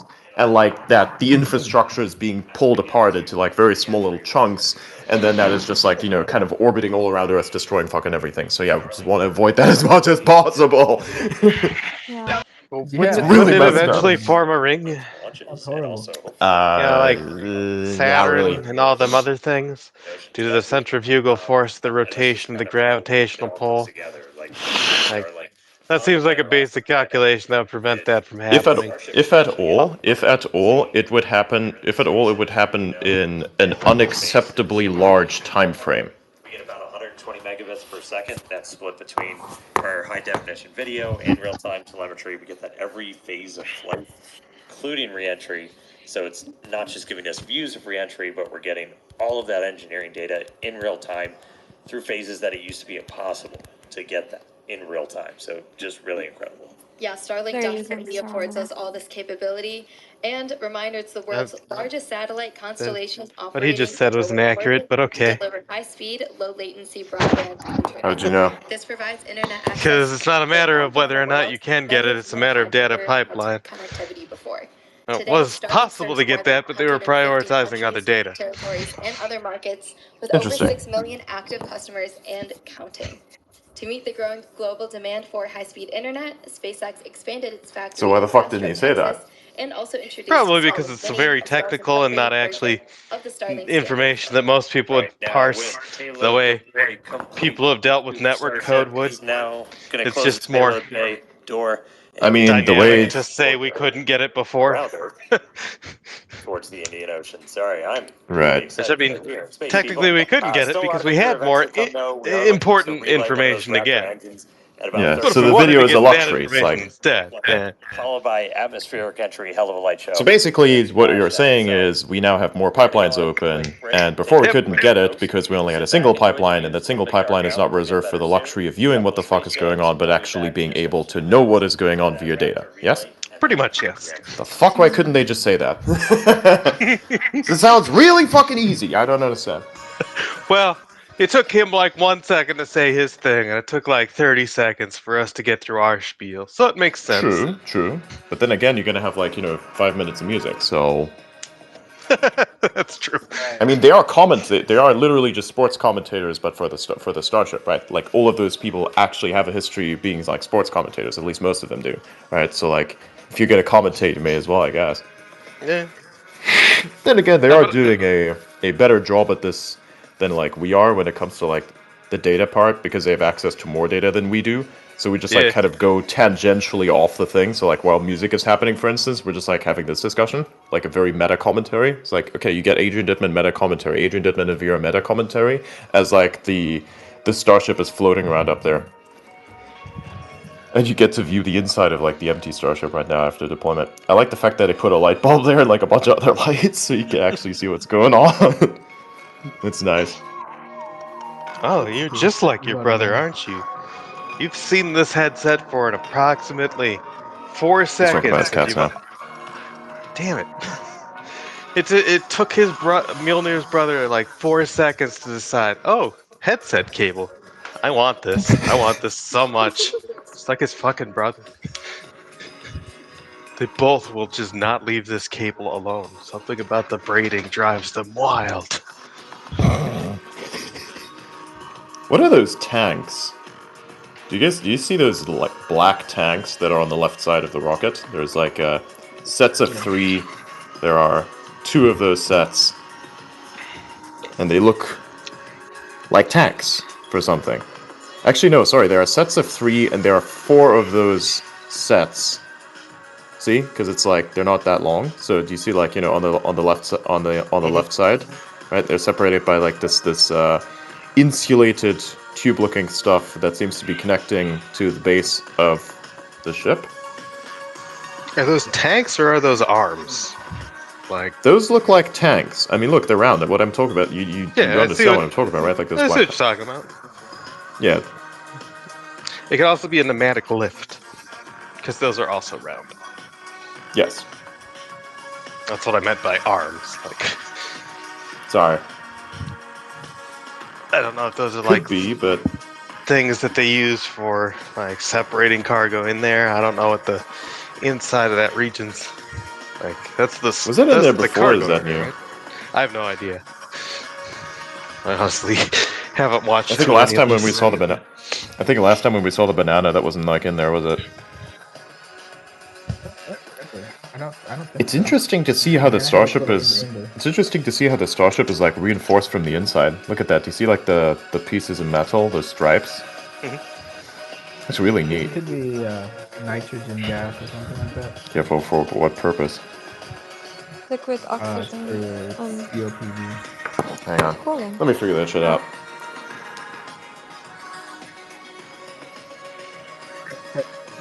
For cooling. I don't know, bruh.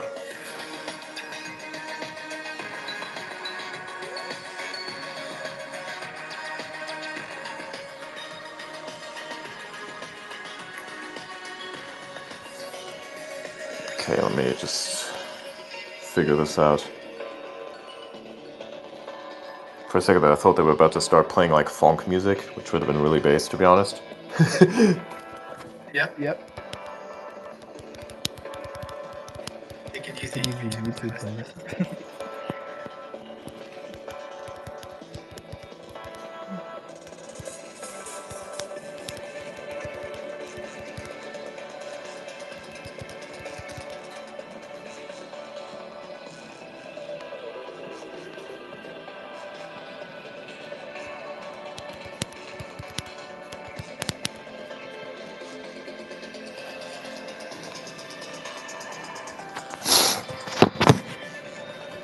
That looks pretty neat, though.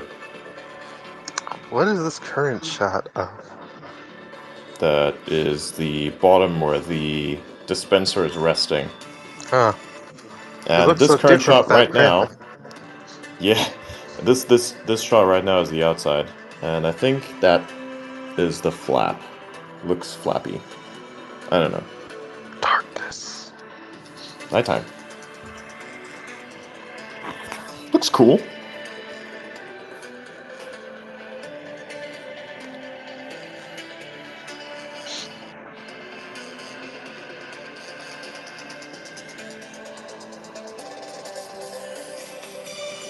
No, just like hearing electro music, so that's really it.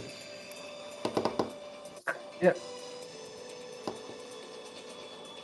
Altitude 166. If I was the director, I would be totally putting in the soundtrack from 2001: A Space Odyssey.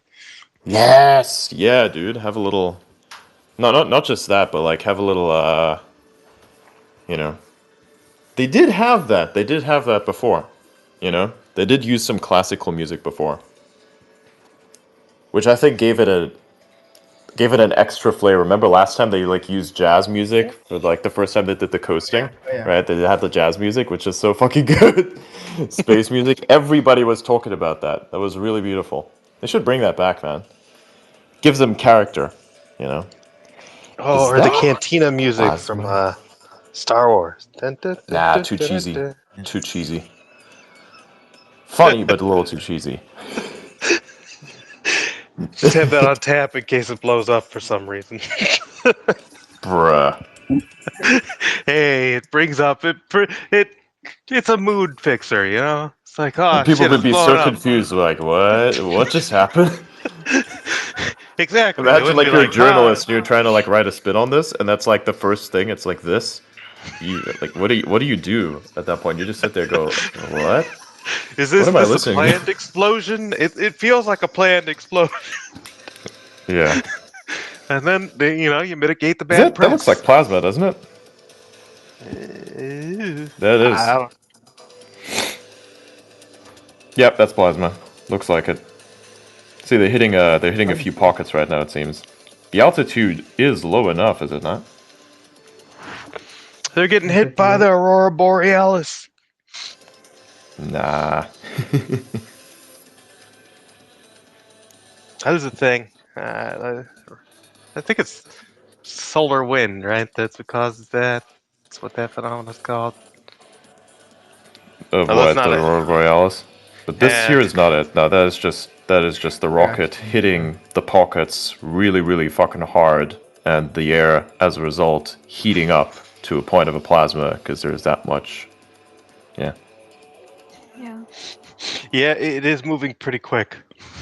So when it So hits that pocket, then basically you get that point. So yeah, we're getting closer to where the atmosphere is now at, I guess. yeah, the pocket's going. Friction. Yeah, Everybody it's just line kind up. of like up there. There's like a little bit of gas, and then just a starship comes in. It's basically violently intersecting the air. It's Yes, it's stabbing like it really real crashing hard. into it. Yeah. At probably like, oh, I don't know, the 26,000 kilometers per hour. Is that 6 or an 8? 6,500. That's the current speed here. Fair enough. Yep. What? So it's basically sonic booming its way The through every air multiple times over. Yes. Everybody, if you're just joining us, Starship. They're expecting the relight, so they're doing that relight that they were planning. Simulators out. Ah, look at that. You can start seeing the plasma. The relight of a single Raptor engine that should be coming up just a little under. And you're going to see the relight happening soon. The repositioning here Yeah. is definitely adding. Sea levels in the middle there. I know. Not a deorbit burn. It's a demonstration of what we'll have to do for deorbit burns. Right, that explains it. We've done this once before. This The deorbit burn. really gonna have to do when we're doing orbital missions. It's a pretty critical test. We are just a couple of seconds away. Wow. Wow, notification sound. Sorry, we're about 20 seconds away, so we got a little bit more time. So we are going to see one of those Raptor engines go through the deorbit demo gate, so we should be seeing it momentarily. The engines are moving a little bit. Oh, there we go. Relight demo startups. Shut down. Ooh. Nice. Yeah, it looks like it was successful, yeah. Yeah. Actually, All right, looks like we confirmed the relight of one of those Center Raptor engines. Second time we've done that. Super exciting. Huge congrats to the team on this milestone. It was fun watching the Exciting to other see. Cool light engines show. go, oh I get fuck, to do a and mini move out of the version way. here, so again, that's Yeah. going to be really critical for when we're Oh, doing new orbit burns. middle one like, wants as to you're blow. going through, Oh, which let's is get the fuck out of the way. fun. Basically, and yeah. you're able to Four actually like light, vehicles right now. yeah, I love how he's demonstrating this with a fucking that lighter. not separate Those fucking fire. the Starship And that's what lighter. we'll eventually do to bring Yeah. it come back down to Earth. That's So funny. I really didn't know cool they to made see those one of those Starship engines letters. No, light they back didn't. on Wow. again in space. Not sure if they're limited This was our though. last in space thing. Very exciting. We're going to be heading back for re-entry at about T plus 45 minutes. So we're going to take another quick break and we will see you soon. 6 more minutes until the re-entry. Yeah. So they're taking a break. That's amazing. And see, here Nice. is where I would put in the Norbert. intermission music from Monty Python. Why not? You know.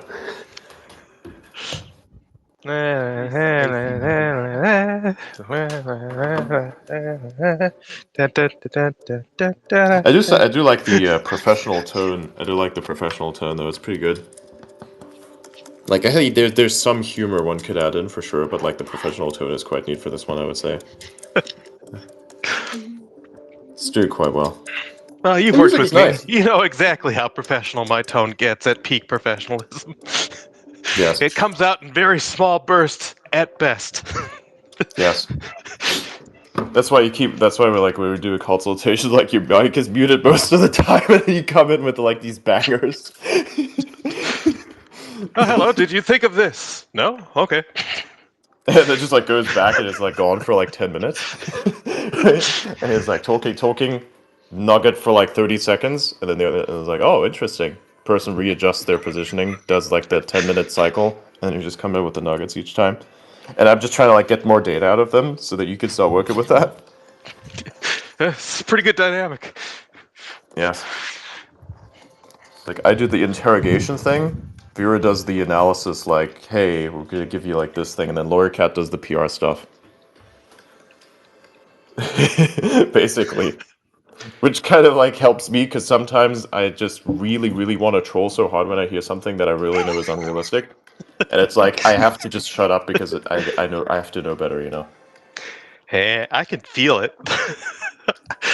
I can feel it, and I'm just like, he's holding himself back. Something fierce. Yes. There's And like this nothing personal to pause. nothing personal to the people or anything. It's just, you know, like sometimes you get things about like we get asked about AI stuff and it's like, oh boy. And Yep. AI stuff specifically where it's like, you know, just about rappers and such, where it's like, I mean, look, you don't have to sell us on the rapper idea. You have to sell your people on that. We can build you the infrastructure at best, but we don't care about the rapper. We don't care about the AI. We already know what the AI can do. We care about like how exactly you want to turn that into something. So it's like, if you want to create a rapper, we can help you with that. But we can't guarantee you the functions. The AI actually, we're going to tell you that here is the problems with this specific system that you're going to be using and how we're going to run into that. And then when we get like feedback that tries to defend the AI, then I'm just like, okay, I need to shut up now before the trolling comes out. And that's when Synthetica comes in. He's really good at that. Yeah, he's really nice and professional about it. Honestly, like puts me to shame, dude. I will say. He's our professional element. Yes. Like if you with us, you'll get the realism, but if like we're too realism, you know. Yeah. We're blunt realism. Yes. It's kind of how we operate. I can be professional, and my professional is like a wise man once knew when to not say anything. So it's like that would be. Oh, hey, Andre's here. I just noticed that. Like check the space because it was like fucking.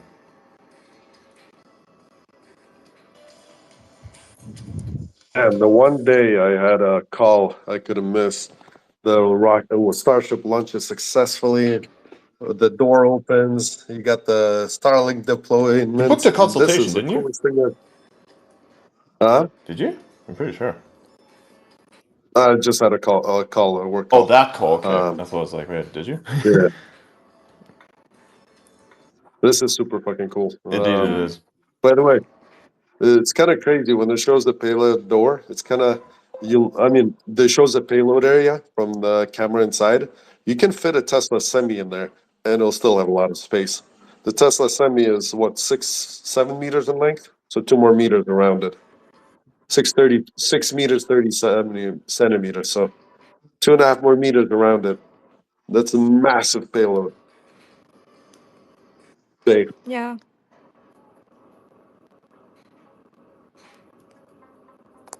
They did say somewhere it can be 180 satellites fit in there. What was the number the last said 60? on Starship? Really? Yeah, it was 2.5 times what they were currently doing, which was 24, which is 60. Yeah, but these satellites are massive. That's why it's Oh, yeah. each. Yeah. Yeah, so that's why I was saying Tesla Semi in terms of not vertically, but like horizontally. It'll just sit there on the same way the satellites were flat. Tesla Semi will sit there and still have space in front and behind it. That's impressive.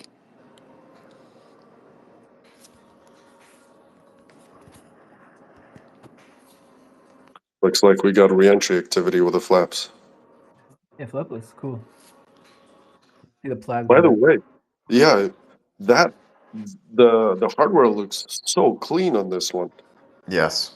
Yeah, look at the what I found was really interesting is look at the reinforcement. Do you see that right there where the flap is attached? There's something Yep, there. exactly where it burned last time. Yeah. Yeah, that wasn't there before. Like even you look at the reinforcement, it kind of branches out like radially. Also, they seem to be holding quite well. Like look at the plasma right there, dude. That Yeah. is fucking Yeah, the plasma good. is so awesome. That's what I mean. Like compared to the previous ones, this feels like a generation up. It's the same one, second generation. Like this is remarkable. Oh, tiles falling apart. Huh? It might have been planned though. That's the same. That's the same thing that happened like with. It might have been planned because they had a few that were loose. Yeah. They're trying like a few places as well. We're about to start barreling through the Earth's atmosphere and head for a splash. That flap here looks. Plan to recover the spacecraft today, but if we do make it all the way down to the water, who knows? But the goal of this part of the flight is to learn as much as we can about the ship's heat shield. A fully reusable, rapidly reusable heat shield for a spacecraft has never been done before. It's one of the hardest engineering challenges still out there for us. And so this is the time to really dig in and get that data. Yeah, absolutely. And re-entry is a critical phase of flight, so we'll need information on how the ship's system ends up performing. And Starlink will also help us gather as much data as possible, which is really. By the way, Andrew, did you catch the hover?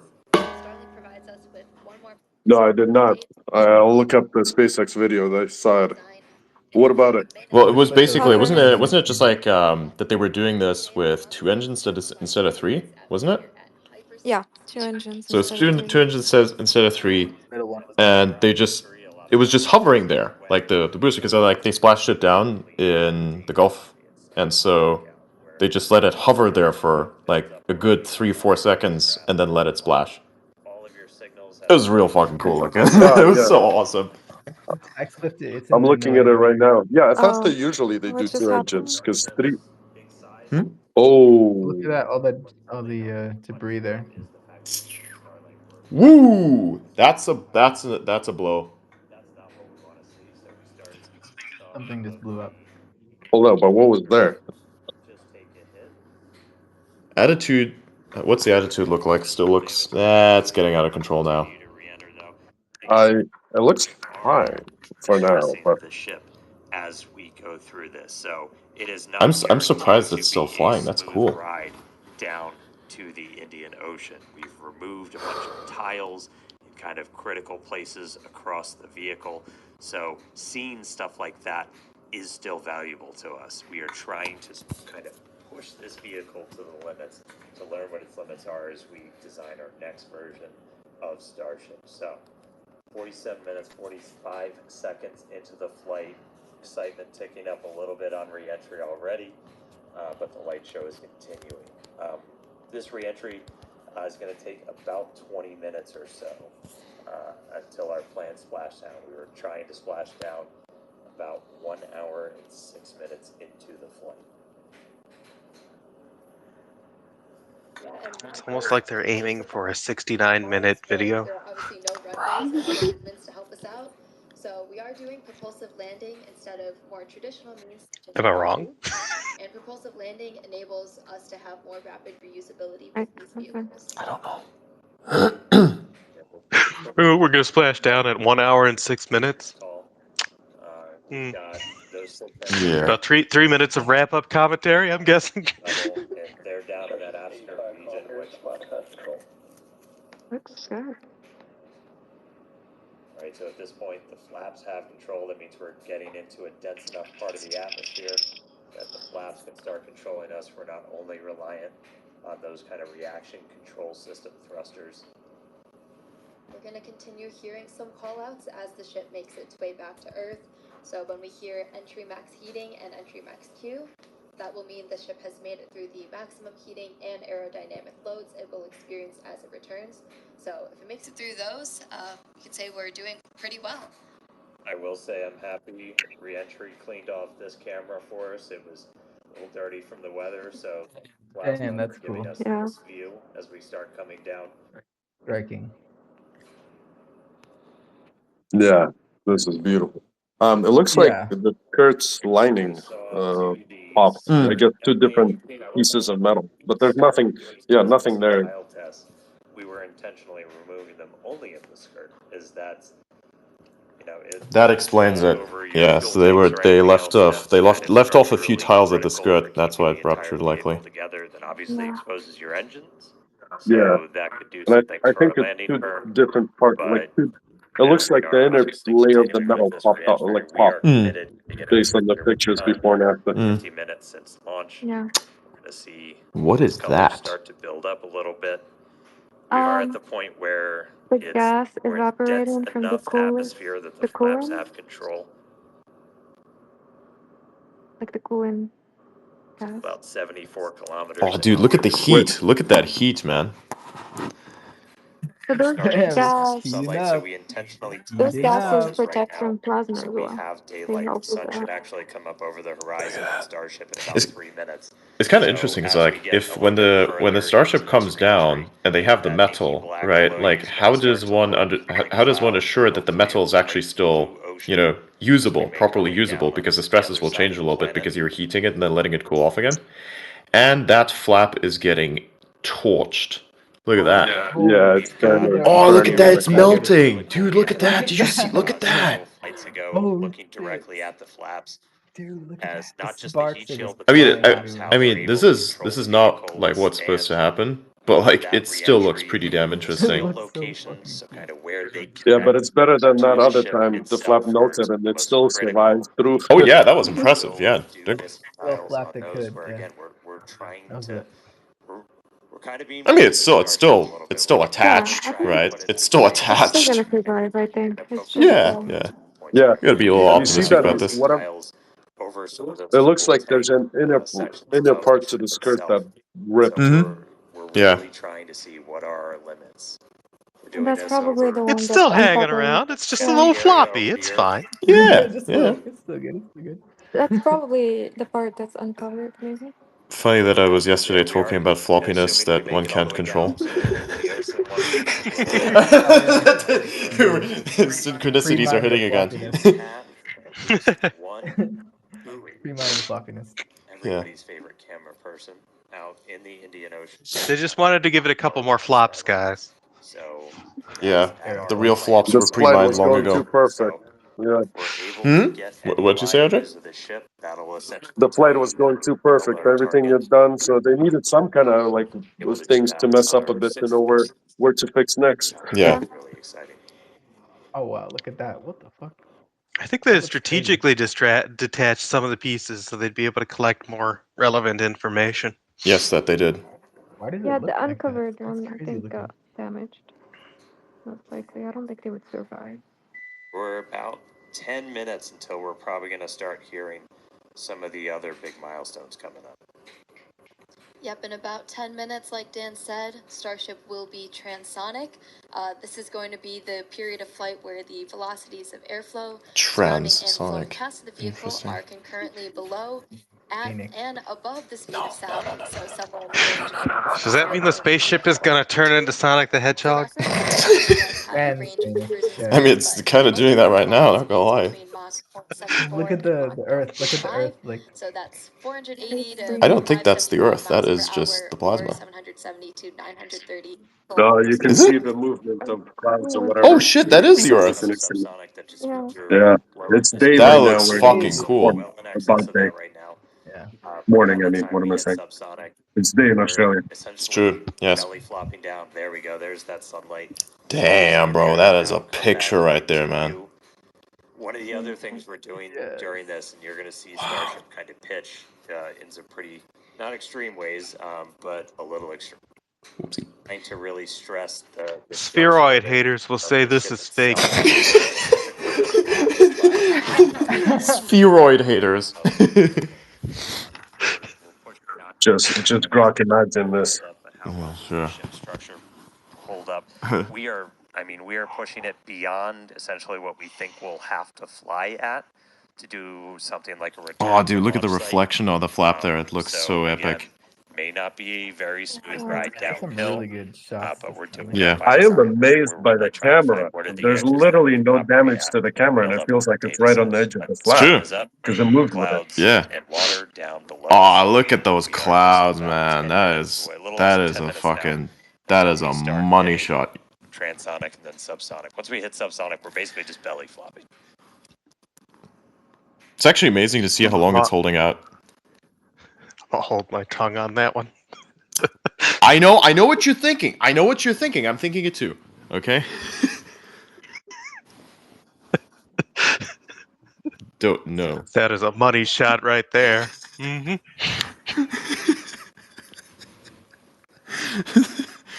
Oh boy. Chaos agents at work, eh? Pretty much. Mm-hmm. Damn, look at that. Some beautiful weather down there. I should know. Pretty close by it.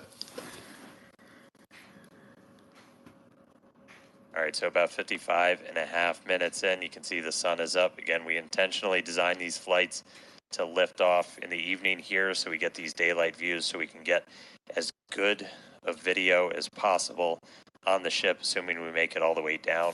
We've got at least one buoy powered by Starlink that's out there in the landing zone in the Indian Ocean, hopefully giving us a view again.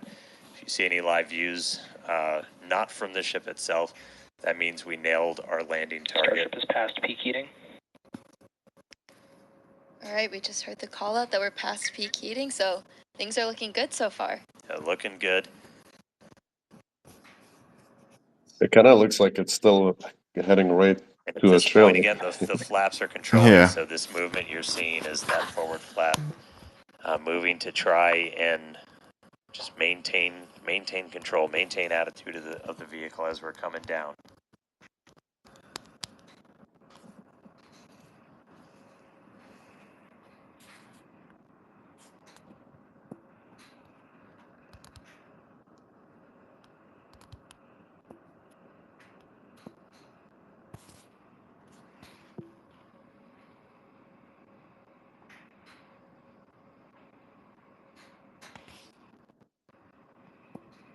Checking in on one of our flaps. Oh Got one boy, of these that cameras flap, on all yeah. four of the flaps, two in the front, two in the back. Dude, look giving at how us it's glowing there, man. really good That close-up is views crazy. as we're Amazing. obviously don't have a camera that can see the entire heat shield. These give us kind of the best that we can do. But looking at those flaps is really, those are just, super critical for controlling the ship. Dude, if they actually make it all the way down properly, then... Because the attitude control's looking pretty good right now. So as you're coming in, you can see in that indicator So I'm at the very confused. bottom right. It's That supposed to we've pushed up land quite a before bit. Australia, So right? again, Not we are after, because that's the Indian Ocean, maximally right? stressing those aft That flaps depends on right which now. rotation you're coming from. that corner. Looks like we got a little bit of burn. What is Vero through sending me? the very bottom part of it. Everything's still looking good. Ship maintaining control. Wait. I'm just sending you one of the dumbest jokes I've ever written. I know. That's what I was like, what? What did they mean by this?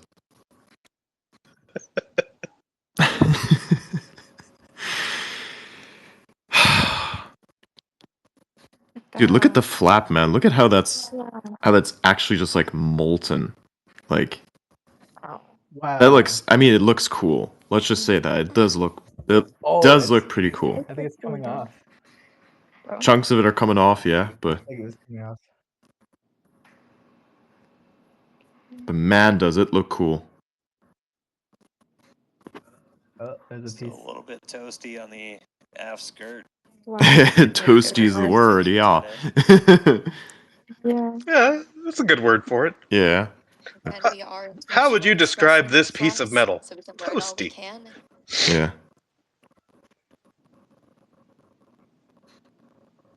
Or in my case, critical.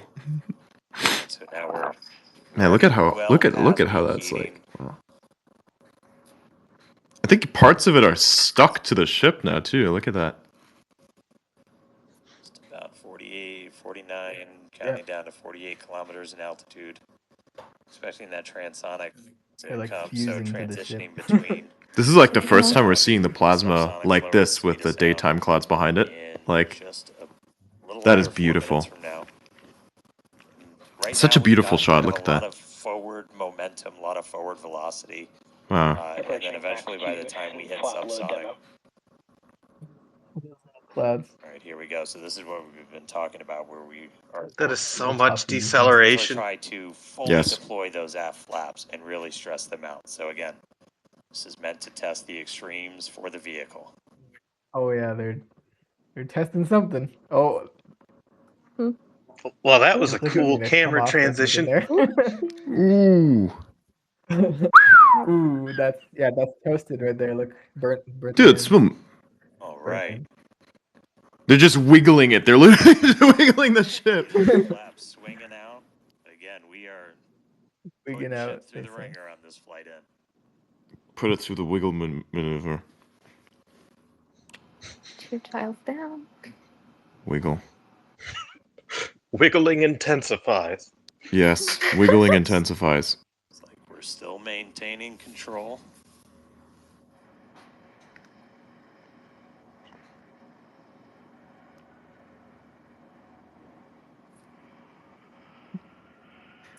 Man, this flap is perfect. It is. It is. It looks Look at like- that. It's pristine Like almost, CS:GO man. When you get your fucking heat treated AKs. All right. Flaps earning their paycheck today.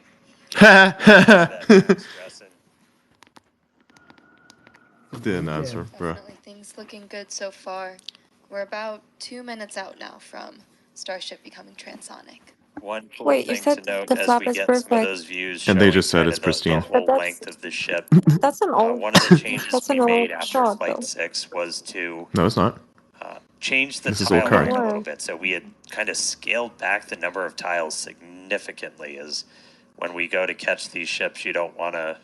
I think as Elon said, you don't want to shuck the ship as you catch it and knock all those tiles off. So we knew we were going to have to kind of peel back that layer a little bit. And the first time we did it was on Flight 6, and we saw kind of wrinkling and dimples almost in the ship as we were creating these hot spots in the uneven parts of the heat shield. And so We tried that on Flight 6, and kind of it addressed that. We smoothed it out. That's why you've got did kind some of that stuff. nice smooth out black line now. Yes, The remember ship, and Flight just 6? looking at it, we can see kind of a little bit of hot spot, a little bit of warping almost near the payload core. You Yeah. can see a little bit of colored patina up above it, but we don't see those kind of deep, almost, they almost look like gouges on that. So it looks like that's been pretty successful. So, all right, we are less than a minute away from hitting transonic. Again, pretty soon our kind of our forward velocity is going to look like it's kind of falling off a cliff, and Starship will look like it's falling off a cliff as we essentially belly flop. If you watch some of He's the not wrong. Yeah, it's gonna be very cartoonish looking. Yeah. Yeah, this test shot that is was from 5 minutes a pretty ago, no? fundamental. No, like, this is current. can this thing actually fly? All the shots are And current. we were able to prove that out with that This suborbital specific campaign. one. Yeah, Okay. this is And current. that's what we're about to see shortly here. It's just a couple 100 kilometers away from going, oh, for fuck's sake, and then going very much downward instead of forward. Yeah. Things in space look very cartoonish when they start falling. Yeah, they do. Very stable. Like, I'm honestly surprised that they've made it this far. Yeah. Looks like we're gonna have to. We got some work to do. Edit after this, man. All right, so at this point, Are those drop below the speed of indentations? sound. So Hmm? Starship There's like itself indentations. is Warp. subsonic. Warping, you mean? Warping. From the heat, because like the We are stress of the starting metal. to chill the engines for a landing burn attempt. Here we Landing go. flip supposed Man, to look at that start fucking. in a little Look over at 2 that minutes. color. Oh, Subsonic Indian Ocean, we're on our way. Starship is delicious. There we go. Wow, look at that. Farewell space. Slightly toasted. Everything in perspective. Yeah. Look at the floppiness at the other end. So coming up in just a little under 2 minutes. So we're vigorously, gonna do the flip and the vigorously burn. So floppy we're over there, only bro. using those 3 center Oh, Raptor it's engines, still the moving sea it. levels, They're the still ones moving that it. can kind of gimbal, that can move I'm around and assuming they're steer. moving it. And that would be the velocity. Dipping the nose down decreasing a little recently. bit. All right, here we go. Yep. Here we go. Here we go. Moment of truth. Their speed's at 2 500. of our engines chilled in, waiting on 1 more. 7 kilometers We'll attempt altitude. to use Look, 3 they're using burns 2 for that different initial flaps. Like the flip. flaps are Eventually different from each other. Do go you see down to that? just 2 Raptors. If you look at this one here, of the right? It doesn't Yeah. have that same part to it. Also, the mechanism looks wildly different Yeah. this time around. There should be 2 sets, right? 1 One minute halfway Yes. up and one at the bottom. Yes. Yes.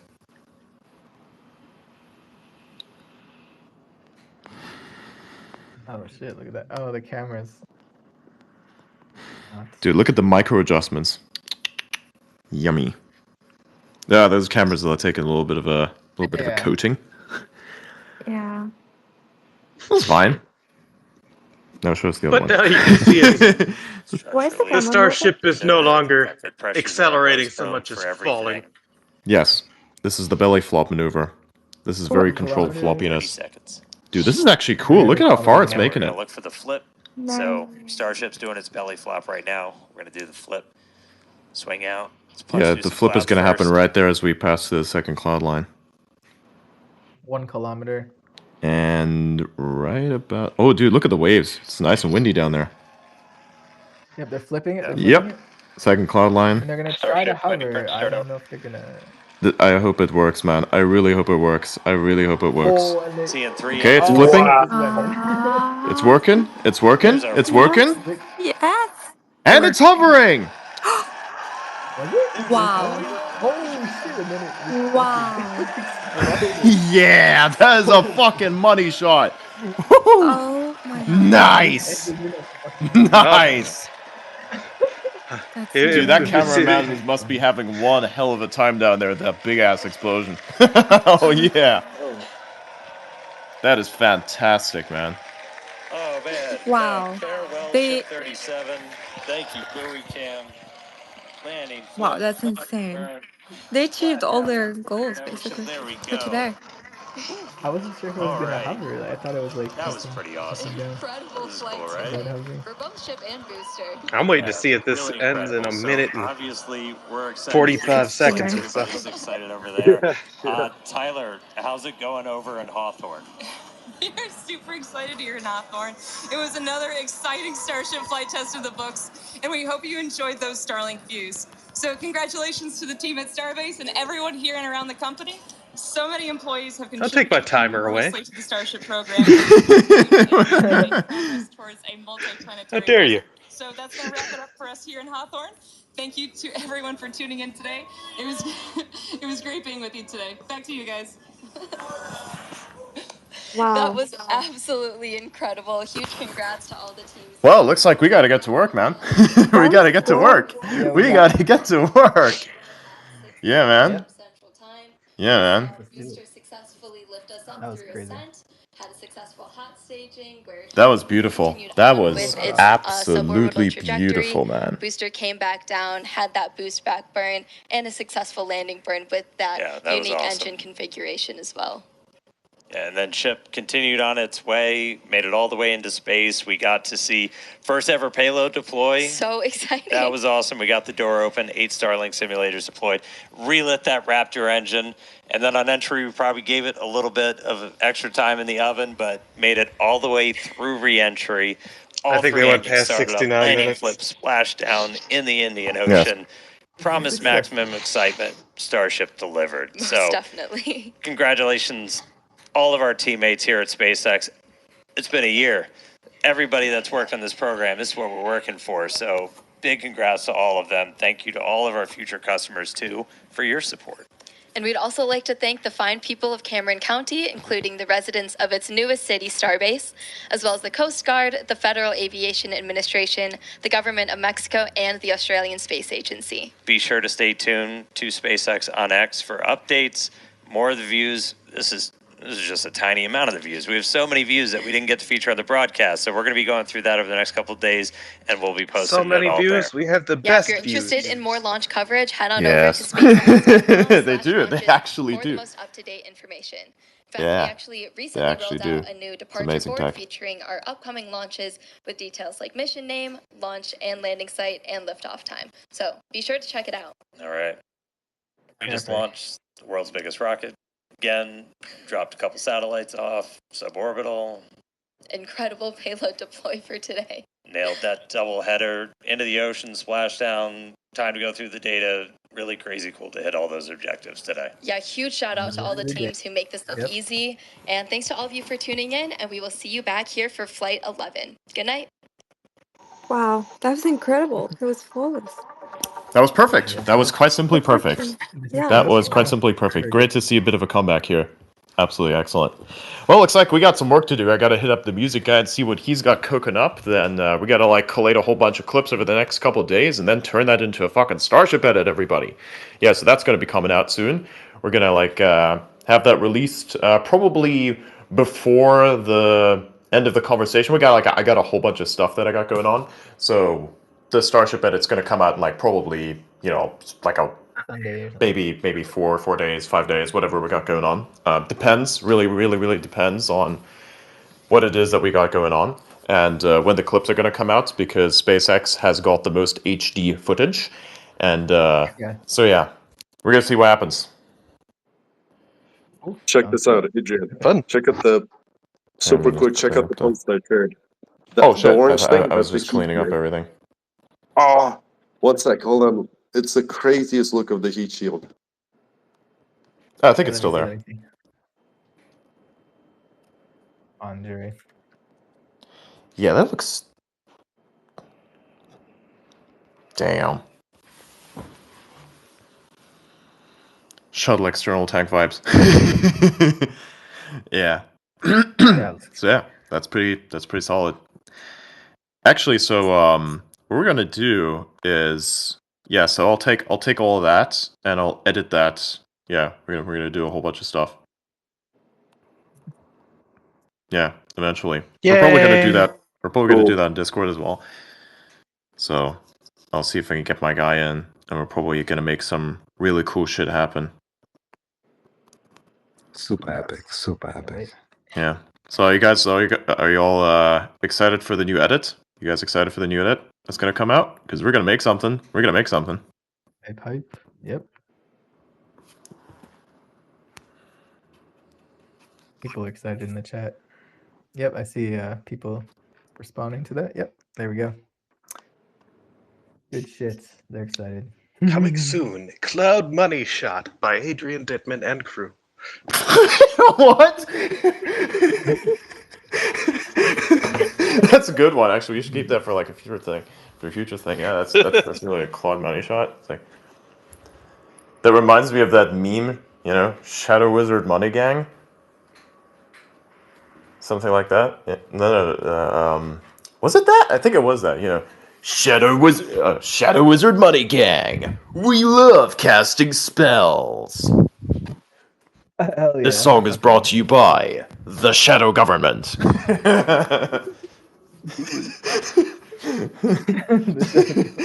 The Shadow. Like, sometimes I don't know what would happen if I were to post that. This post is brought to you by the Shadow Government. Like, imagine. A lot of conspiracy people. Like, that's gonna scare so many people. Yeah. But by the way, guys, Hmm. I kind of missed this. But do you guys realize that it landed exactly on target? I mean, I the buoy know. camera was pointed Yes, at yes. on point. And they had Like, the cameraman Wow. down there to, like, you know, check it out. yeah, I mean, like, the camera was fully lined, everything, and landed exactly where it's supposed to be within, what, 10 meters after traveling more than halfway around the Earth? Insane. Insane precision. Yeah. Gotta be precise. Yeah, it's always impressive. Like this is like a religious experience for me. Yeah, I couldn't tell. Honestly, that was impressive. Yeah. They exceeded the mission expectations, I'm sure, because yeah, they got extra testing in on the way on the descent and everything. It's pretty cool. But I missed something, guys. Maybe I have to watch it again. When they deployed the satellites, I missed that part. I had to go out. It was Did that perfect. work? Everything worked Yeah. perfectly, basically. Yeah. It All looked like 8 it of was them. flawless. At the beginning, there was a little hiccup for a second, and then boom, they just started doing them. Like in the videos, like the pest dispenser. Yeah. Yeah, the Dispenser. Pez dispenser. Yeah. Oh my god, Vera. One every minute, basically. Yeah, so they're doing one every minute. I wonder if they're gonna speed that up at some point. Oh, that was amazing. Sorry, Vera just sent me an excellent DM. Nice. You're like, let me, like... You're blind, this way you just sent me. Oh, okay. Let's see this then. I sent him in base. Okay. Yeah, okay, there we go. That's what that is. Now I know. I'm never going to see that acronym the same way again after this. Thanks. You're welcome. Yeah.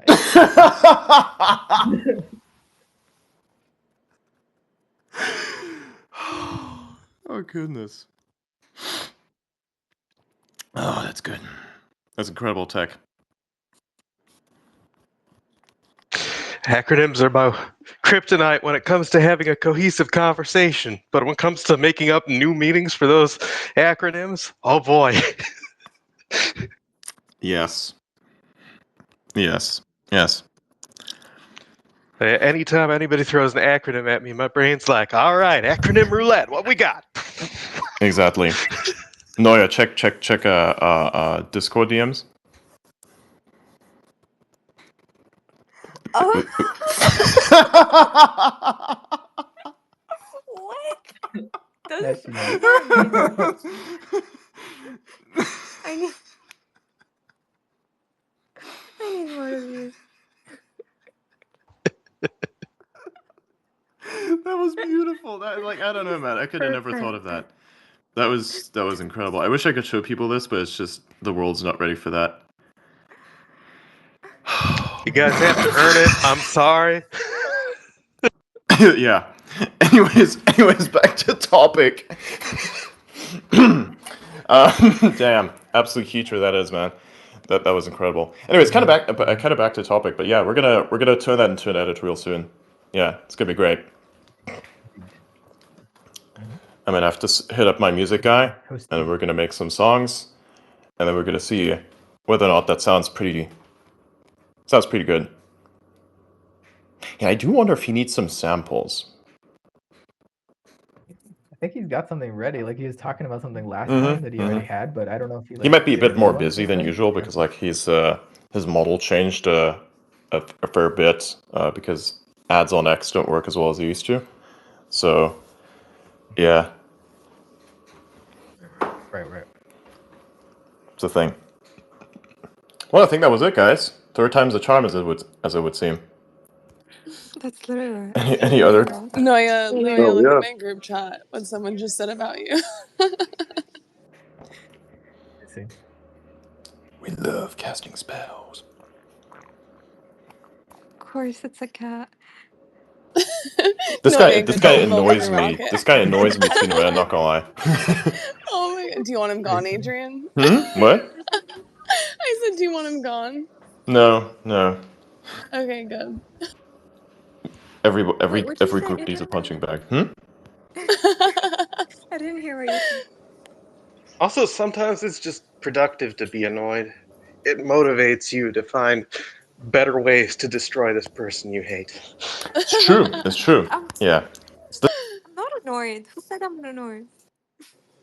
Somehow really Very vehemently sweet. dislike me on top of that, and I just kind of keep it there. So I'm like, hey, this is funny. It tests you whether or not you have the ability. My internet just go to shit. Nope, it's still there. Okay. Testing. Can you guys still hear me? Yep. No, I guess not. Hi, Yeah, Kat. we can hear. Can you hear Bly's? Now we're Can back. you hear Okay. us? Okay, yeah, we hear you. Yeah, my internet collapsed. That happens sometimes. I just love it when the output stays up, but the download goes away. Yes, exactly. So then everybody else can hear you be like, what the fuck is going on?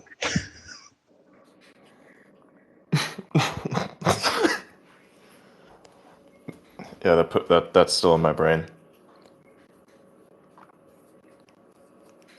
Yeah, that's not going away anytime soon. I had a meme for this, but it's gonna take like 5 Yeah, now minutes. you're turning into me. She's turning into. Yeah, she's turning into the Alex Jones thing. No, this is turning into me because it's like I always say, "Oh, I have a meme for this." Like when I'm in a group chat, and it's like, like just the most insane shit's gonna happen. Like just total chaos, and we're all in a group call, and it's like I sit there, somebody tells me that something's going on, I'm like, ooh, interesting. Goes in there and it says, I look at the chaos, I'm like, oh, I have a meme for this, and I just like drop in the most ridiculous nonsense ever, and it just kind of just happens to fit perfectly. And then whenever somebody comes up with something else, I just come up with another meme. I just have like endless amounts of memes. Amazing. I could apply that to posts, but not many posts on my timeline are like that have that much of meme potential anymore. On top of it's like the stuff that I find doesn't have that much meme potential because it's kind of like we're entering a period of stagnation where you are like this is what happens when you enter into the Q4 section of the year. You know, like Q3 and Q4 is all about the Q4 part being the most mimetic, and if you can't make that happen, it's been kind of like a boring year of prep, which means if you have a boring year, the next year after that would have to be insane, right? So like 2026, for instance, is going to be full-on mimetic warfare. Like that's all I'm going to say. Like 2026 is going to be fucking insane. Like this year was not even like was not as ridiculous as 2024, not even close. It almost felt like 2023 in a sense, right? But even less than that. It felt like the most normal year that we've had in a very long period of time, but more so like a calm before the storm because a lot of promises were made and almost none of them were kept. Now, a bit of normalcy has returned in some ways. You know, it's not as much political pressure. While there is more political pressure in other regions, it's kind of like weird what has happened. It's like we're entering this age of like, you know, where the truth of stuff comes out at the same time. And now we're actually starting to see how ugly things really look like for the first time. And where the previous, like the previous positionings just kind of shift around. And now everybody, if you were to take somebody from like today's positioning and put him into the past, then that was like to be seen as a lib, even though like supposedly they were right and like all that shit's gonna happen. So you're gonna see refactoring of all positions to the point where there will be so much confusion that nobody cares about anything other than the economy, which is the only thing you should be caring about, right?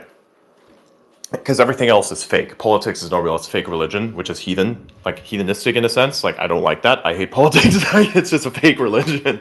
This is disgusting. But like that's a thing. So since this entire year was all about like confronting the reality of the situation, in a sense, 2026 is going to be a continuation of that, but it's going to be more insane because we're going to start to see aspects of that reality which needs to be confronted, which are very ugly, and so we're going to see what that looks like. But yeah, so like at the moment, nothing much is happening. It's kind of like we're kind of stagnant. We're in a stagnant period, so things need to be wilder towards the end of the year.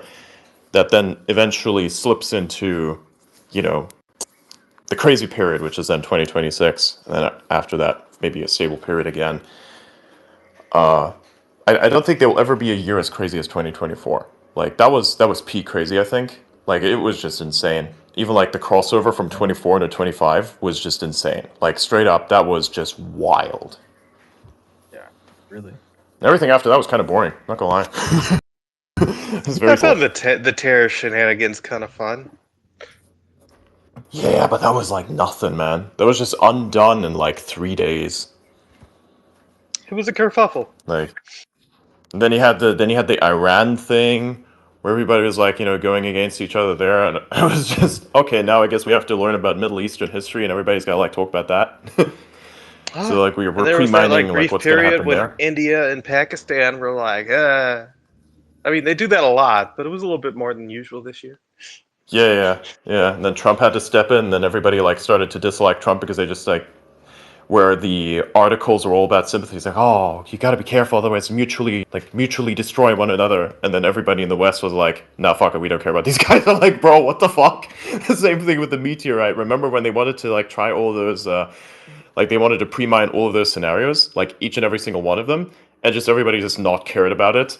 That's when they stopped doing it. Have you noticed that like all that shit just fell off the cliff and they didn't attempt anything like that again afterwards? Because if you did, they would just like you would show how little everybody actually cares about this shit. So they just kind of stayed at that. When they found out that the asteroid might hit China, they stopped caring about it. Yes. Yeah. Because like they saw the probability, the cone of uncertainty as to where it was going to land, and it was densest around the India part. They were like, oh no, we're actually fine with the asteroid now. I'm like, bruh. That was crazy. That was a wicked pre-mine. Yeah. It was always these regions, so I guess it felt like a test, if anything. It felt like a test on whether or not people actually cared. And I think that the sentiment around these regions of the world is taking a turn for the worse, like, a lot.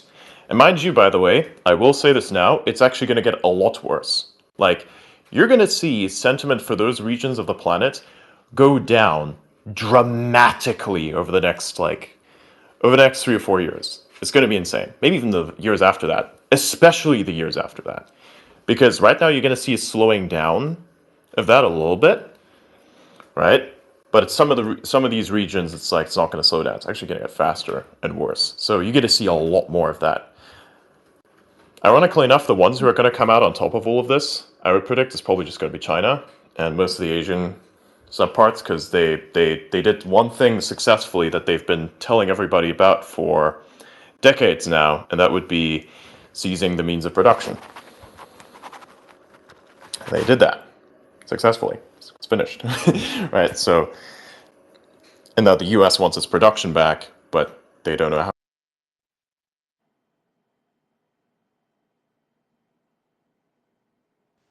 Why don't we just produce it? We could produce production, right?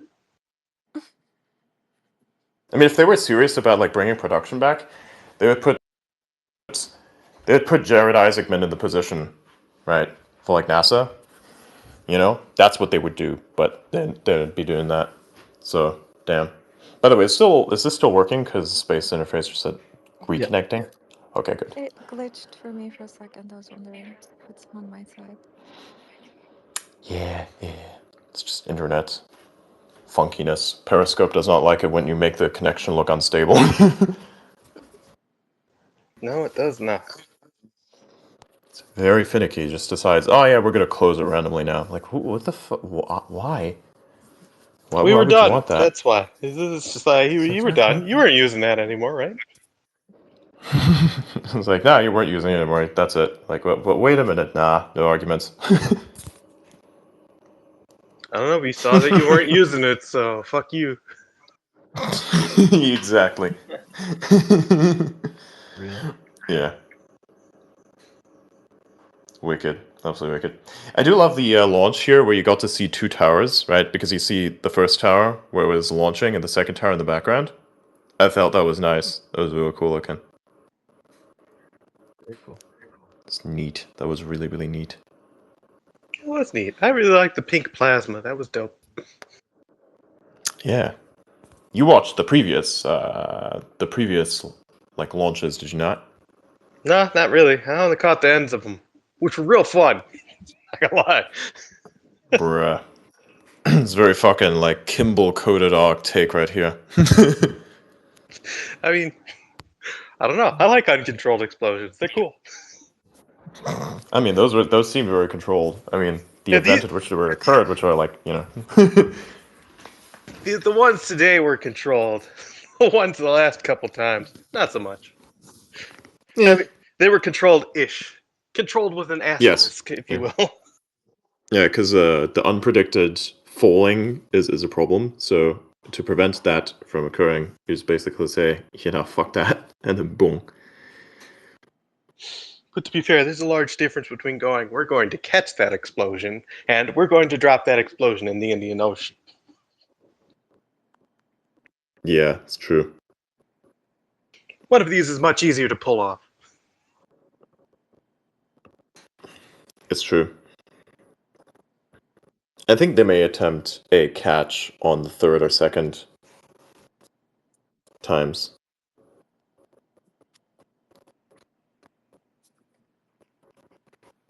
Good shot. All right.